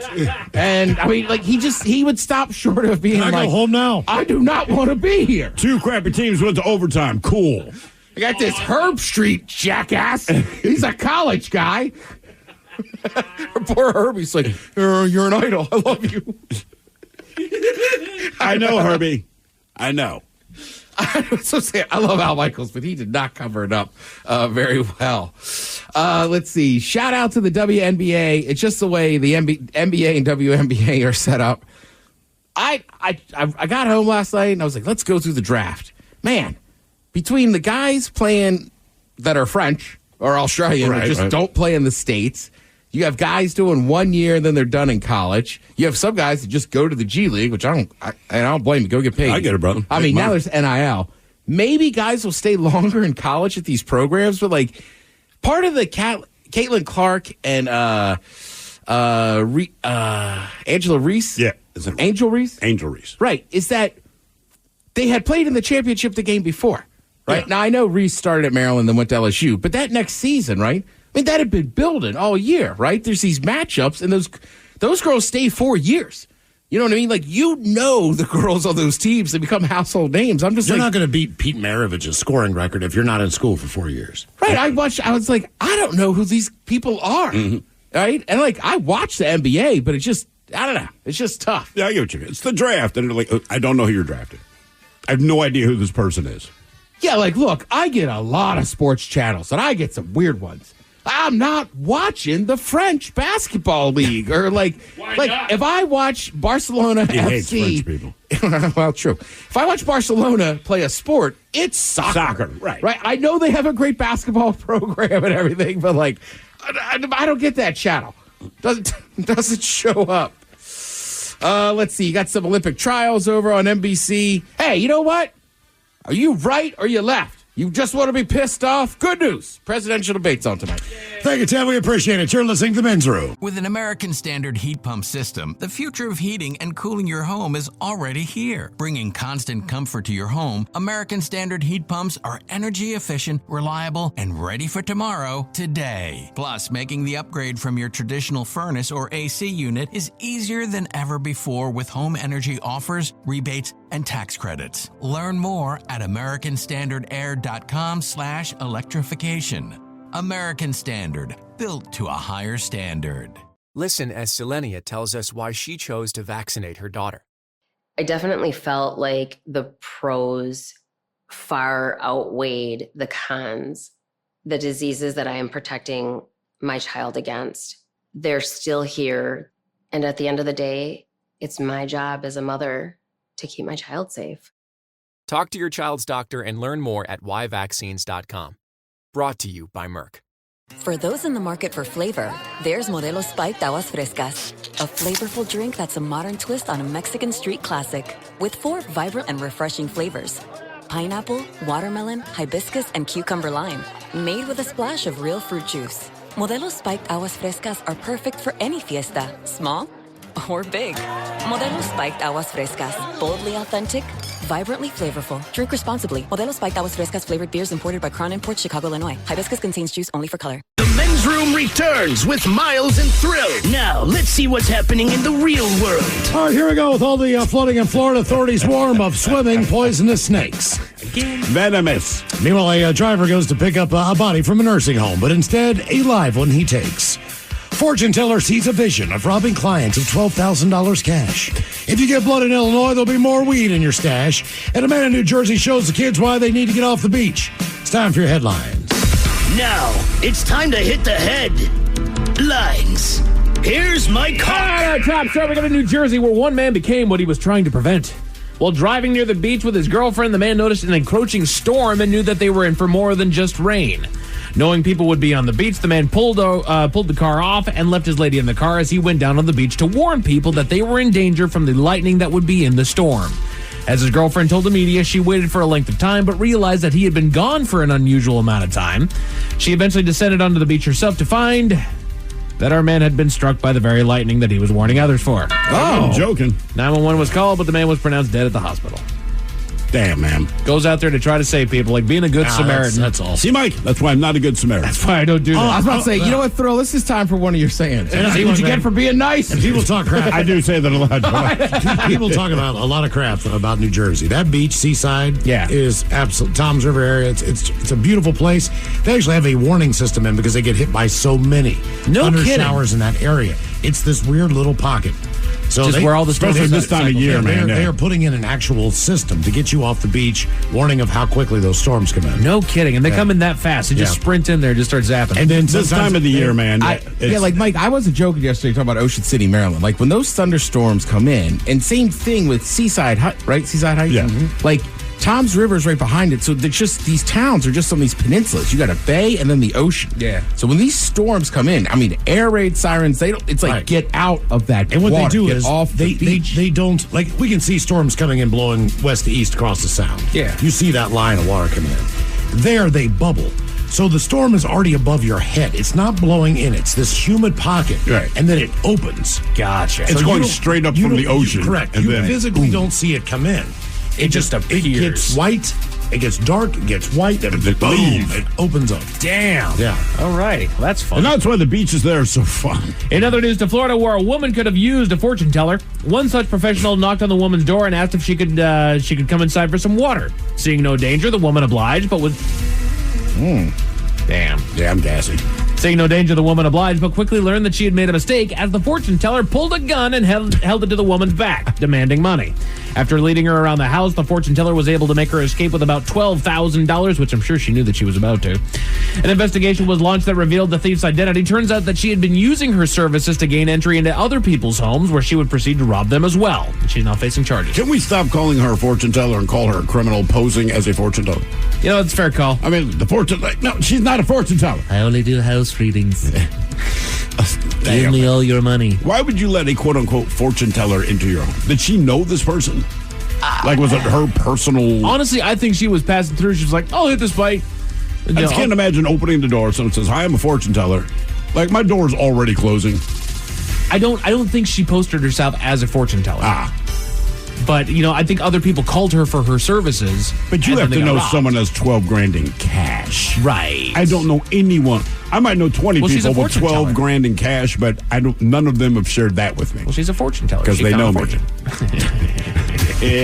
I'm not saying you robbed my house. Well, like, I told you yesterday that we had 12 grand in cash in the house. I woke up this morning, someone broke in and stole my money. Hey, bro, I don't know what to tell you, but I'll buy you a drink. That's weird, man. Spooky story out of the Pittsburgh area. A transporter made his way to a local nursing home tasked with the careful acquisition and transportation of a resident that is no longer with us. They went to the room, saw the body wrapped in a sheet, collected her, and went on his way. While out on the road, the driver was a little startled because there were panicked noises coming from the body in the back of the van. I'm not dead. Turns out he had actually collected the wrong resident, who was very much alive. She was swiftly brought back to the facility, albeit shaken up. I thought for sure they thought this person was dead, and they weren't. All He right. grabbed the wrong person. He grabbed the wrong person. She's like, I'm not dead! Bring me back! Jesus, that's hard. She's freaking out. She's like, this is the reality of the What situation. does Like, I'm she in danger. look like when she's sleeping, man? Yeah. People say, like, you sleep like the dead, but I can actually look at someone and say, they are not dead, they are asleep. Like, I know I'm a hard sleeper, too. It's like, is that Damn. going to carry over when I'm old, too? Am I just going to... You might be the next headline. I know, dude. Mike will be here later. Apparently, his wife called the coroner. He was midway to the medical examiner's office. Well, Mike woke up. Golly, dude, I don't want to wake up in the doggone incinerator. That's not okay for me.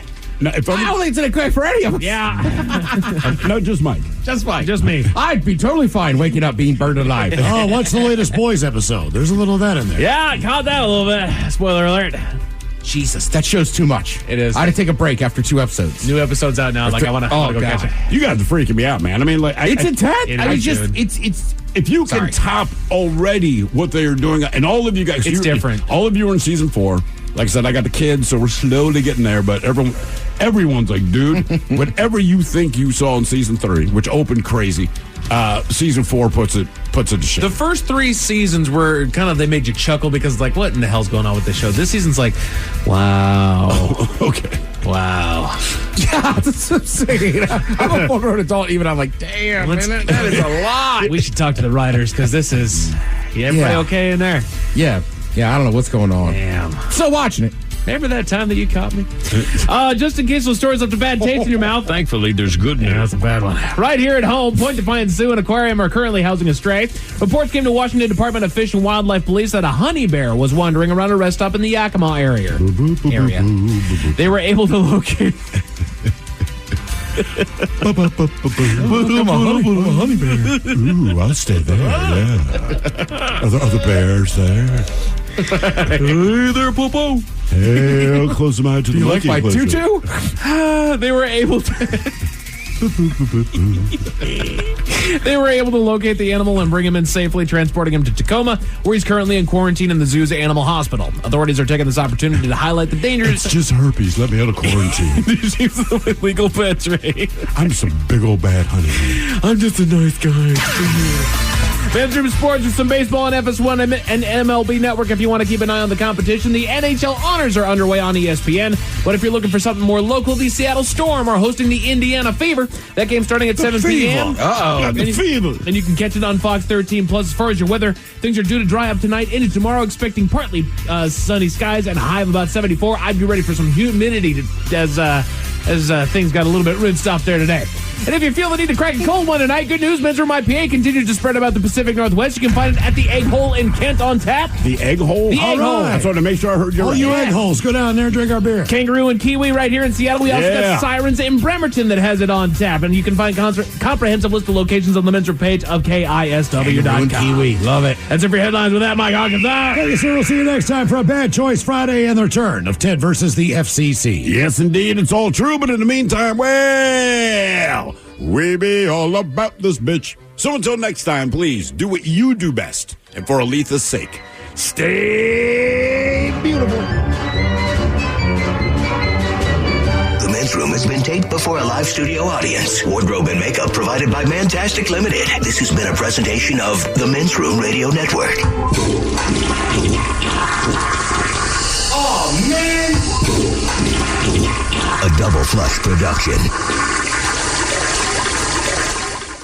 You don't just live in your home. You live in your neighborhood as well. So when you're shopping for a home, you want to know as much about the area around it as possible. Luckily, Homes.com has got you covered. Each listing features a comprehensive neighborhood guide from local experts. Everything you'd ever want to know about a neighborhood, including the number of homes for sale, transportation, local amenities, cultural attractions, unique qualities, and even things like median lot size and a noise score. Homes.com. We've done your homework. This is the story of the one. As a maintenance engineer, he hears things differently. To the untrained ear, everything on his shop floor might sound fine, but he can hear gears grinding or a belt slipping. So he steps in to fix the problem at hand before it gets out of hand. And he knows Grainger's got the right product he needs to get the job done, which is music to his ears. Call, click Grainger.com, or just stop by. Grainger, for the ones who get it done. It's warming up, folks, and about time to turn on your AC unit and cross your fingers. Or you can give up that moment of truth and switch to an American Standard heat pump system like I did. My place is on Comfort Autopilot thanks to American Standard. Energy efficient and reliable, my heat pump keeps things cool like the Arctic in the summer. And with energy incentives, I was able to save. Ready for the future of comfort? Learn more at AmericanStandardAir.com/electrification.